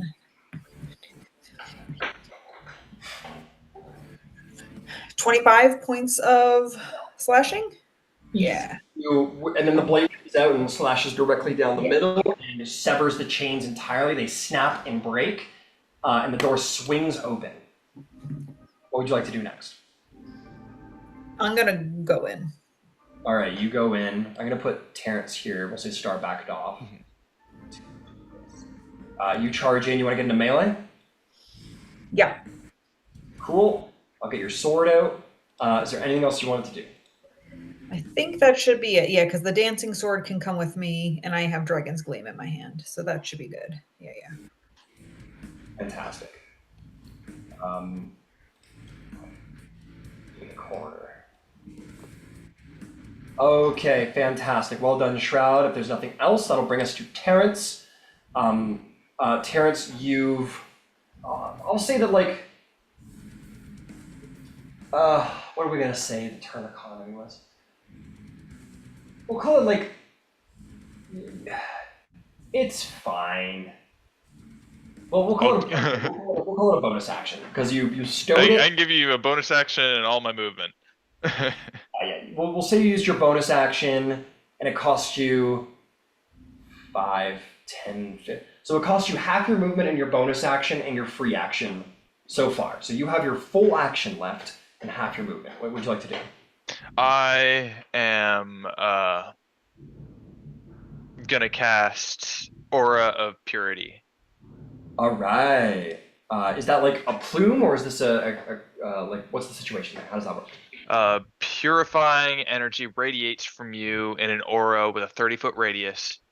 Until the spell ends, the aura moves with you, centered on you. Each non-hostile creature in the aura, including you, can't become diseased, has resistance to poison damage, and has advantage on saving throws against effects causing any of the following conditions: blinded, charmed, deafened, frightened, paralyzed, poisoned, and stunned. Got it. So okay, fantastic. That'll be helpful against those frightened saves. Absolutely. Is there anything else? Because I am currently frightened now, so I'll probably step into line of sight with the demon that's stolen my father's face. Got it. So you are no longer frightened. Sorry, I should have probably been more specific. Okay. It does end at the end of your turn. So you are... Okay.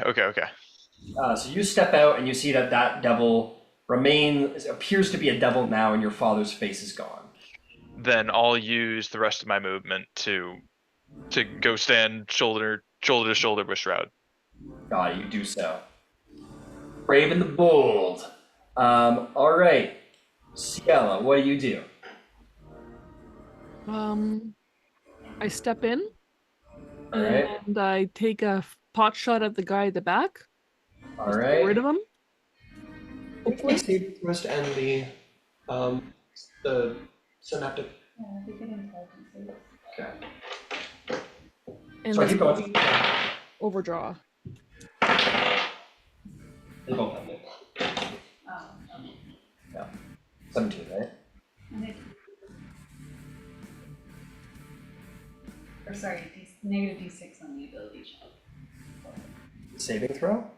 Oh, never mind. Sorry. No problem. Okay, Ciela, sorry, go ahead. That's 22.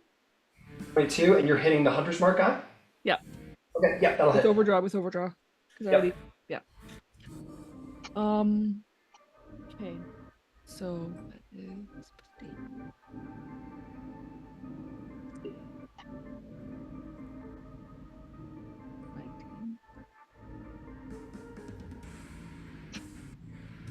That's 21. 21. That will be mean damage, and he is hurting pretty bad. He sort of staggering, but it's sort of like smiling at you. You can't see his face, but you see his eyes, and they smile in your direction. Dark vision. I could probably see him smiling. Well, you can't see it because his face from here down is wrapped in chains. Oh, this is true. Okay, let's take another shot at him. Same deal. That is a 15 plus 6 is 21.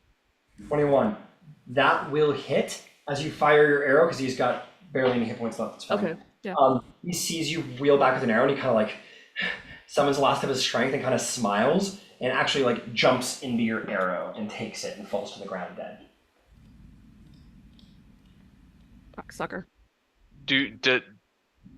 Are you able to see enough of his face for him to smile, or does the chains make a smile on his face? It's like an eye smile, or it's like when your eyes smile, it's like that. It's the excitement in the eyes. You can't see here, but he's he has that kind of twisted, surprised, happy look. All right, and that's my turn. All right. And all of the chains that were sort of writhing around him suddenly fall to the ground at this moment. Okay. That will bring us to their turn. Yippity-dee. They pull forth the chains from their arm that are still attached, and there's going to be a lot of attacks. Let's take out that front line.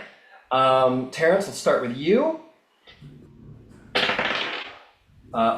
That's bad. That's going to be an 11. That's you got a miss.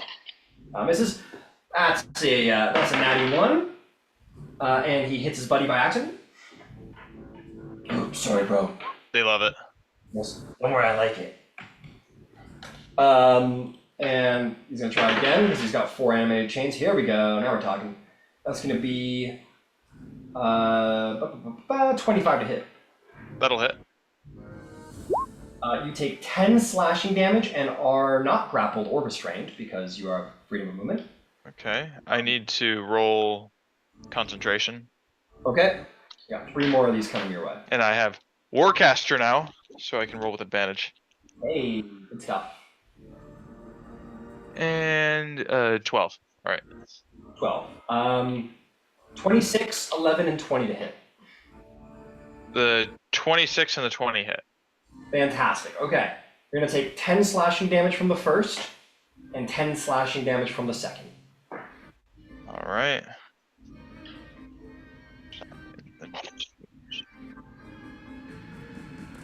All right. I'm going to move on to Shroud. One pass. Oh, and then the second one takes down Oh, man. takes down my aura. Sorry, buddy. These guys will attack. What? I just saying bummer. Oh, bummer. Got it. Okay, this guy's only got 3 animated chains because one of those was broken by Shroud. But it's going to attack you nonetheless, Shroud. Yeah. Okay, here we go. Miss with a 12. Miss with a 10. Jesus, we're rolling shit. Miss with a 13. Miss with a fucking... it's gonna be 14, and those last attack. There we go. That's gonna be a 25 to hit. That'll hit, yeah. Alright, you are raging, but you are grappled and restrained. You are going to take 11 reduced to 5 slashing damage. Okay. This guy is going to move up to the pesky little pokey girl over there, within that 10-foot range, and is going to lash his 6 chains at you. Alright. 21 to hit. Dylan? Yep. Alright, that'll hit. You are grappled and restrained. You'll take 11 slashing damage. He is going to move up to here now. And he is going to send one to you, Aravir. 18 to hit. That misses. That misses. He's going to send another one after you. That is a natural 20. That is going to be... Can I silvery barbs that? You can silvery barbs that. It becomes 18. Which misses. Which misses. And I think with his last 2 chains, he's gonna pick on the little guy. Ciela, these 2 are for you at advantage. Well, who gets the advantage from the silvery barbs? Yeah, who gets the advantage? I'll give it to To yourself, okay. Okay, Ciela, that's gonna be a 22 to hit. Yep. You're gonna take 8 slashing damage. And then another one's coming your way for 17 to hit. Misses. Misses. That one misses as well. I'm rolling garbage today, folks. Aravir, the slipperiest half-elf on the Sword Coast, what do you do?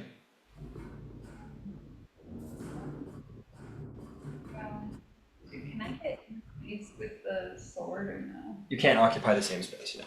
No. Or... No, I take it back. Swords are technically considered tiny creatures or tiny objects, and you're 2 sizes larger, so you're good. Okay.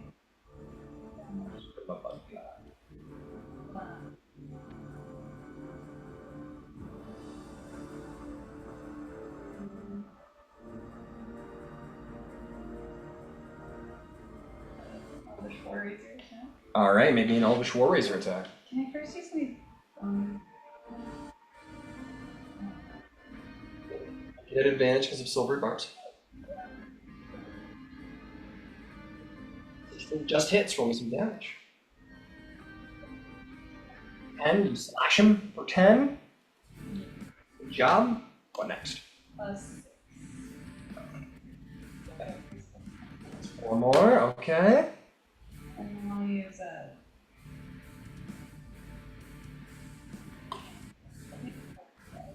Alright, well, wisdom saving throw for him. Yeah. He rolls a nat 20 and saves. Oh, bummer. That'll be my turn. That'll be your turn, okay. Alright, Star, you're like, maybe we should back. Oh god. And then everyone just goes charging back in with anger and zeal. What do you do? I guess I'm going to try and get in front of Ciela and attack the one that's attacking them. Got it. 5, 10, 15, 20. Gets you right there. Yep. Go ahead and make an attack roll, my friend. All right, let's hope for all hope. Oh, come off. You know what? Can I use inspiration because I rolled a net 1? Yes, you may. You may roll inspiration. Don't want to be sticking one of your friends right now. No, I really don't. All right, 16 plus, I think it's 10. Where's my weapons? My dagger, white tooth. Yeah, so 26 to hit. 26 will hit. Roll damage. You'll get that sneak attack. Sweet. That will be 6 dice. Plus, no, they don't count. 1d4. And these are not cultists, technically. No, these are unfortunately not cultists. Wow, wow, wow. Yes, they are not here for great zealous obligation. They are here because they've been commanded to do so. All right, let me just find out how much I got here. Oh, the lore behind these guys is so cool. You should have gave them 100 gold instead of killing them. Oh, oh. Damage is 28. Youch! You stab him, he kind of as you stab him and laughs.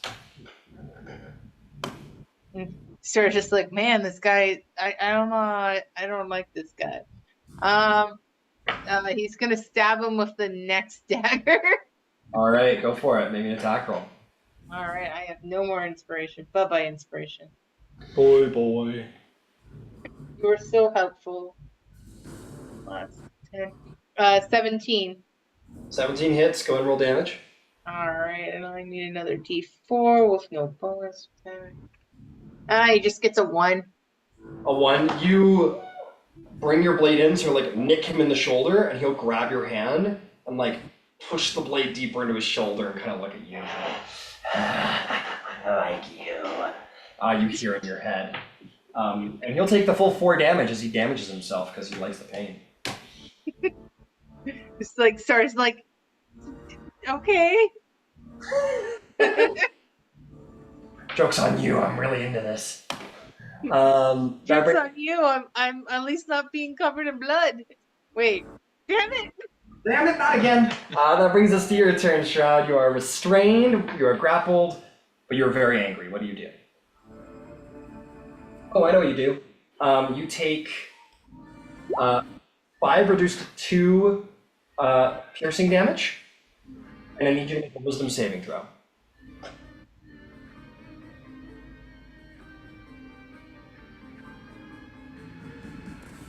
Grab.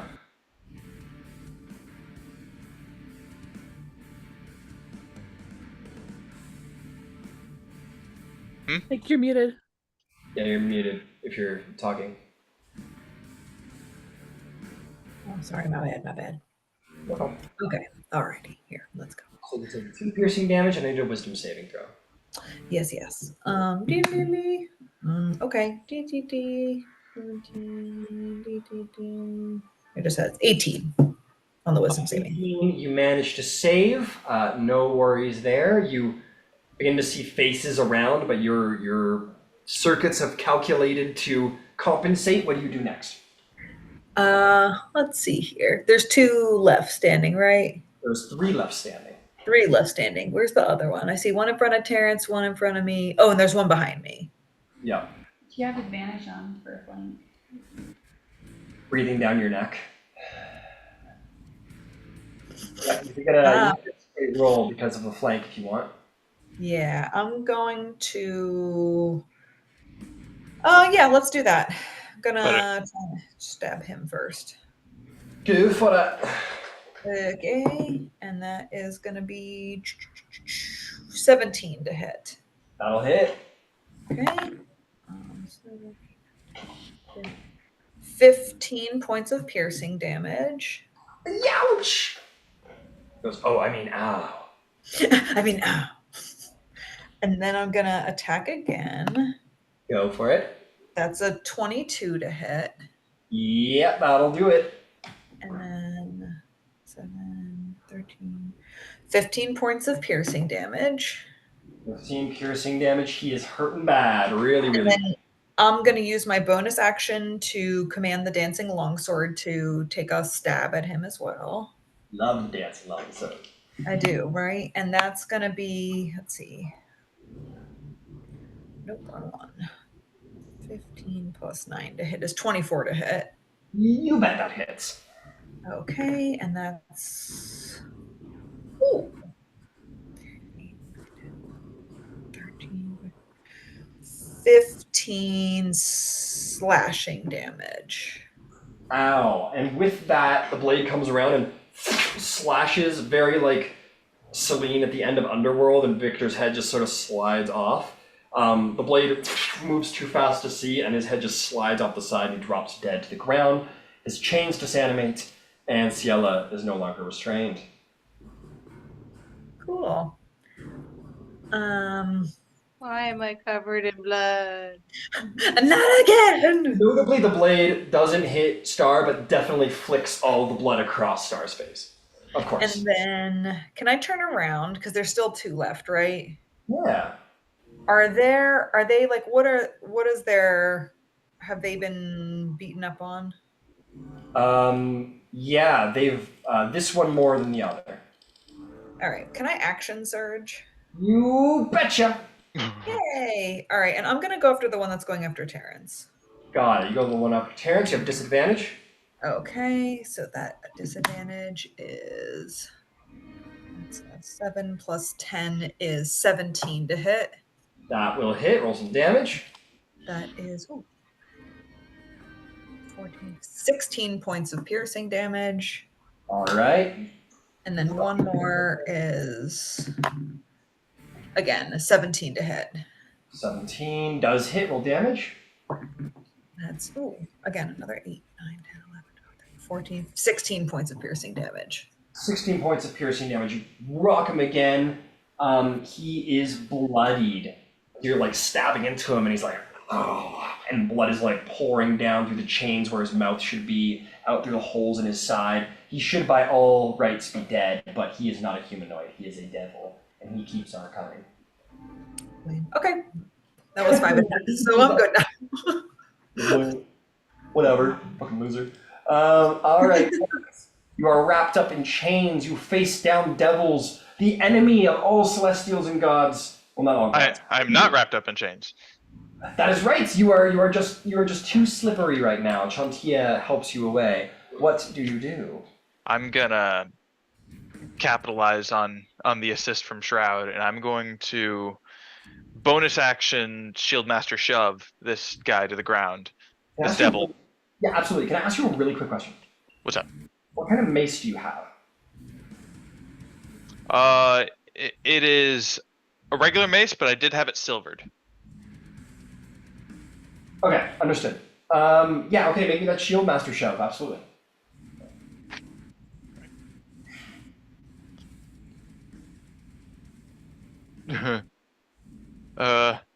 Seven. 7. You hit him in the chest, and he does not move, like he is a tree, and he just looks down at you. And then I hit him with my mace. Go for it.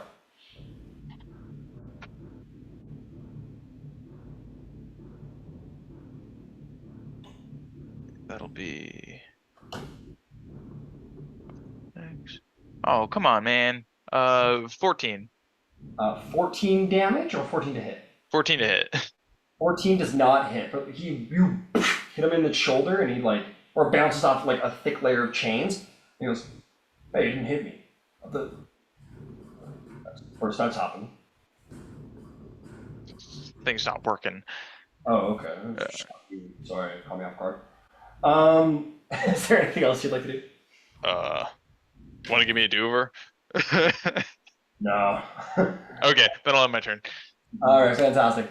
Ciela, I need you to make a wisdom saving throw or two. Actually, yeah, make me one wisdom saving throw. Yeah. I think that's a 17. 17 saves. You see the face of perhaps your mother, but you live on anyway. Go ahead and do your thing. Okay. I'm going to cast a moonbeam, and I'm wondering if I can get both of them. You certainly can. And this is a 3rd level moonbeam. 3rd level. That's a really high moonbeam. Yes, it is. Moonbeam shoots down. The room emulates with a dim light. Is there anything else, Ciela? Nope. Okay. On their turn, they'll make con saves against the moonbeam. Yep, it is a con 15.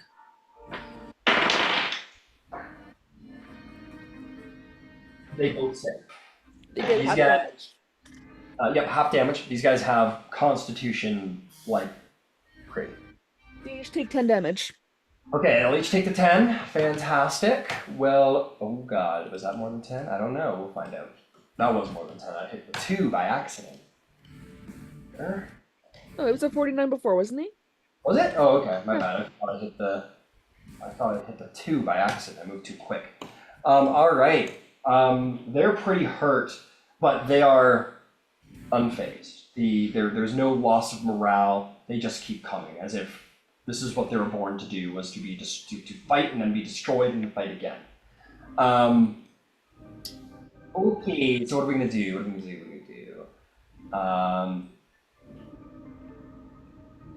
This one will soak opportunity attack from you, Terrence. Oh, cool. I have, I took the Warcaster feat. I'm gonna use my opportunity attack to cast command. I believe it has to be a melee spell attack. It is, here, let me find it. Advantage on con saves. Magic. You can use your reaction to make an opportunity attack to cast a spell that has a casting time of 1 action and targets only 1 creature. My apologies. Wow. All right, fantastic. So command. What is your command? My command is stay. All right. Stay with me. He rolls a hot 16. Does that save? DC 18. DC 18. He will do as he is told.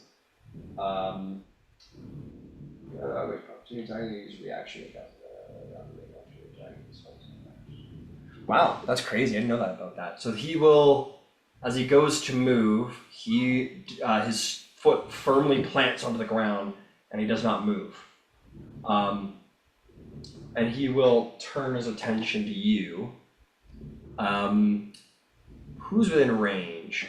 He's got 5 attacks here. He's already got Shroud all wrapped up, I believe, is still wrapped up. So we're happy there. He's gonna send an animated chain after Star, see if we can't restrain Star. That is going to be a natural 20. I was gonna say uncanny dodge, but no. You can uncanny dodge. You can take half damage if you want. Yes, please. All right.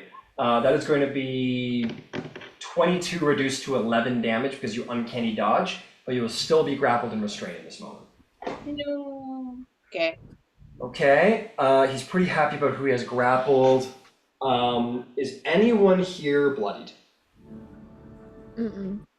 No. Bloodied is below half your health, right? Yeah, I'm bloodied.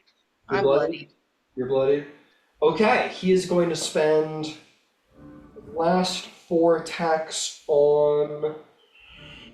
Why don't we do Star? My knee. See if we can Fine. eliminate somebody. Okay, here we go. That was going to be a 26 to hit. Yeah, it hits. We're going to take 8 slashing damage. Oh god. That one misses with a 13. Yep. 2 more. That is going to be 24 to hit. It hits. That's 11 slashing damage.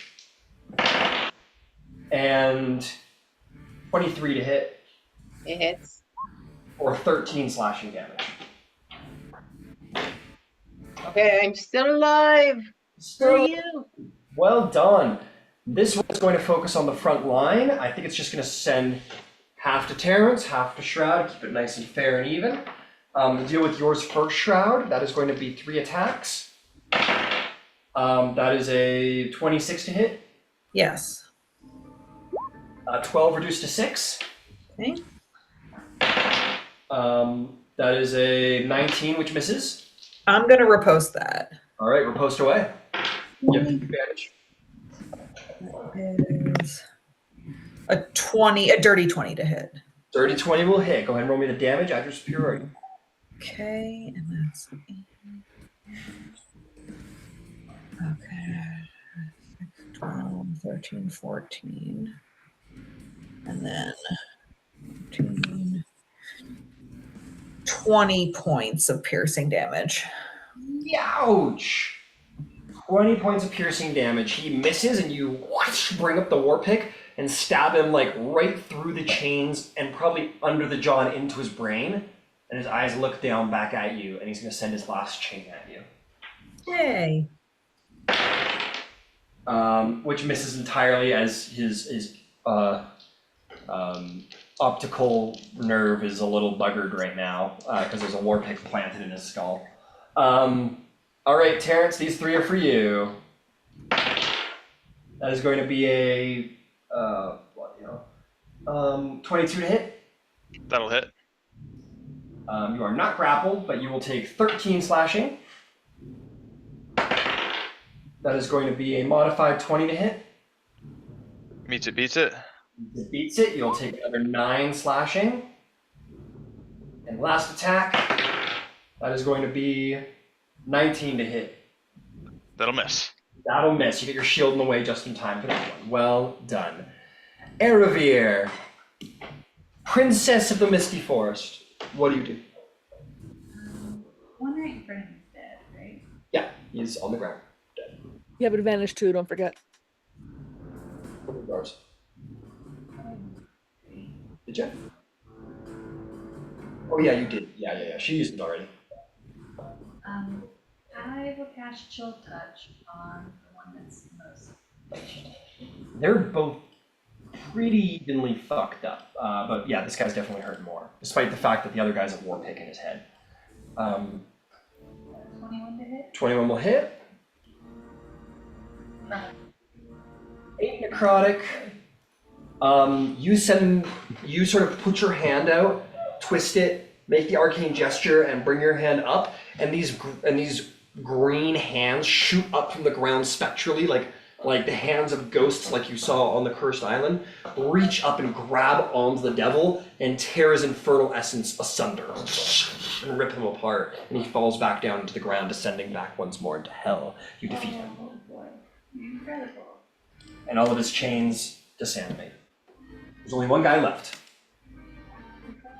Don't you have a extra melee strike? Yeah, I can't reach though. Why not? You got a movement? Can I get up there? 5, 10 gets you there. Oh, I didn't know I could get over there. Sorry, It's all good. I thought there was a wall there. No problem. Or the door. Yeah, you're good. Yeah, I'll do a melee attack then. Go for it. Okay. 21 will hit. Roll me some damage. 15. 15. Eravir knows how to clean up. He is really hurt. You have a bonus action. No. You slash his belly and you see All this blood pours out, more blood than there should be. Like you've cut people across the stomach before. You're a swordsman. Usually intestines fall out, but no such luck. It's just more chains. Copious more chains. That's right. Copious blood and like little bits of like chain link, and he's like, whatever, don't judge me. You ever see those like really bad magicians tricks where they keep like pulling like the like handkerchiefs out of their sleeve? Yeah. All right, Star, it's your turn. You're grappled and restrained. What do you do? First, you make a wisdom saving throw. Oh, I have to do wisdom. Well, this is a disadvantage? Just make me a wisdom saving throw, and you'll take 8 piercing damage. Okay, hang on. No worries. Wisdom throw. I only got 9, and I heard 8. 9. You see. Oh God, hang on. Moonfrost. Fuck, you're good. You see Moonfrost. Jesus, you read my mind? What was that? I knew it was coming. Moonfrost, you do. You see the face of Moonfrost. She goes, "Why didn't you save me, brother? Why didn't you save me?" And you will be considered frightened by your own failings. Oh God. The star is just gonna fall on his ass because he's gonna be like, nope. What do you do? As you are grappled in there and you got your dagger and you're all scared. I don't think I can attack, right? So You attack just at disadvantage, which means you can't get sneak attack. okay, I'm going to attack and see if I can get out of this. Do you have the heart to stab Moonfrost? That's the problem. I can't. You could try and you can use your action to try and slip out of the chains, and then you can run away. Again. All right. I'm like, yeah, I'm gonna slip away. I can't actually stab Moonfrost. I'm too scared and upset. That actually would have hit him more than anything. Fair enough. Acrobatics or athletics check. Disadvantage, right? So Nope, straight roll. okay, straight roll. So acrobatics. Does frightened give disadvantage on a ability check? Hang on. Oh boy. Condition. Yeah, this is a disadvantage. Disadvantage? Okay, one more roll I gotta do. Acrobatics disadvantage. Okay, so here's the question. I still get my reliability, right? You do. Sweet. So 10 plus 9 is 19. 19. You are frightened, and but you are just the most reliable person in the party right now. You just kind of go, like, get yourself free, and kind of like, what do you want to do next? You got a bonus action movement? I can't stab unless there's someone else I can stab. But no, I'm gonna go run around the corner and be like, I'm so sorry. I'm sorry, guys. 5, 10. Can I grab him by the scruff of the neck when he's running by so he doesn't run away too far? You want to use your opportunity attack to try and grapple him? You certainly can. Yeah. Okay, make me athletics or acrobatics check. Okay. Sorry, no, you make an athletics check specifically. 18 plus 4, 22. So 22 Star, you must make a disadvantage acrobatics check to contest. Roll 22 or higher. She's pretty reliable, or he's really reliable lately, so yeah. Well, you said athletics, then Acrobatics. Acrobatics. Then if I'm still reliable, then it would still be 10 plus 9, and it'll be 19. 19. So Ciela, with your 22, you do manage to grab Star on the scruff of the neck. Star's trying to run away from whatever. But to be clear, this isn't like a silly moment. You know what I mean? Yeah. Star's genuinely terrified. And Well, yeah, she just doesn't want him to go too far because she doesn't. Yeah, I know. I'm just to give the atmosphere. So Star's running in genuine terror, and you grapple on in this moment. Okay, that's gonna bring us around to Shroud. What do you do, buddy? Stab. Kill. Those nice great swords. Shame you'd overuse it. I know I'm gonna die, so I'm just gonna shit talk you while you do it. All right, let's see here. That is going to be a 22 to hit. Oh yeah, even at disadvantage, you're a menace. Yeah. What is 6, 12? 13, 14 points of piercing damage. 14 points of piercing damage. As you remove Dragon Gleam from his skull and bring it around to end his dragon cult days, what do you do to kill him? I think I'm just gonna like swing it around again and just like through the top of his head, and like as he does whatever he does, melts like the Wicked Witch of the West, you're just gonna hear Shroud's laugh. Working on a war cry, but it's not quite there. You rip the war pick out from underneath, flip it around in your hand, bring it around on top, and you complete the tunnel that goes from under his jaw halfway up into his head by making a full tunnel through the crack of the skull, and he falls to the ground, dead as can be. As this happens, combat is resolved, and immediately, all of these devils who you've slain begin to go black and explode with a flaming ash and begin to disintegrate entirely into small piles of black soot on the floor. And all of them and their equipment are no more as they return back to the realm of Beator, the Nine Hells, from whence they came. And with that, we will end our session there. Awesome. Well done. Well done. Oh yeah. Okay, someone just remember that Star is still terrified. Nope. You It remember. only lasts for a turn. Oh, that's true. It's only it's the end of your turn, so you're fine now. Okay, he's just Keep in crying mind- in the corner. He's just crying. Yeah, and keep in mind, these things aren't like, oh, okay, I'm fine again. Like, maybe these things leave a lasting impression with your characters for role-playing purposes. The urge to run frightened is gone, but the lingering effects of those trauma might still remain on your characters' minds long after the battle's done. So Every time you gonna, close your eyes. Maybe. Noah's gonna pet Star, say whatever you saw, it's not real. It's not real. Yeah, while he's still crying in a fetal real. position. And she's petting him. She's petting him. Oh, hopefully by next session he'll be fine. He'll be fine. Yeah. But mind, this was like, you guys are badasses and whatever, but this was probably a pretty terrifying encounter. I mean, like, you're in this pitch black room. There are these dudes who are just covered in like flogging chain scars and open wounds, and chains that are like ripping the flesh and meat off of your body in this battle and making you see your lost loved ones. It is, these creatures are the epitome of torture, and this was a torturous encounter. So have fun with that in roleplay if you want. But also they like gold. Also, they're devils. They like their We gold. should have just gave them gold. We didn't know how much though. They just said make us an offer. It wasn't like give us. Yeah, 100 but we gold. could have just gave them like $50 and see if that would work. Yeah, but they could have been insulted and stabbed us anyway.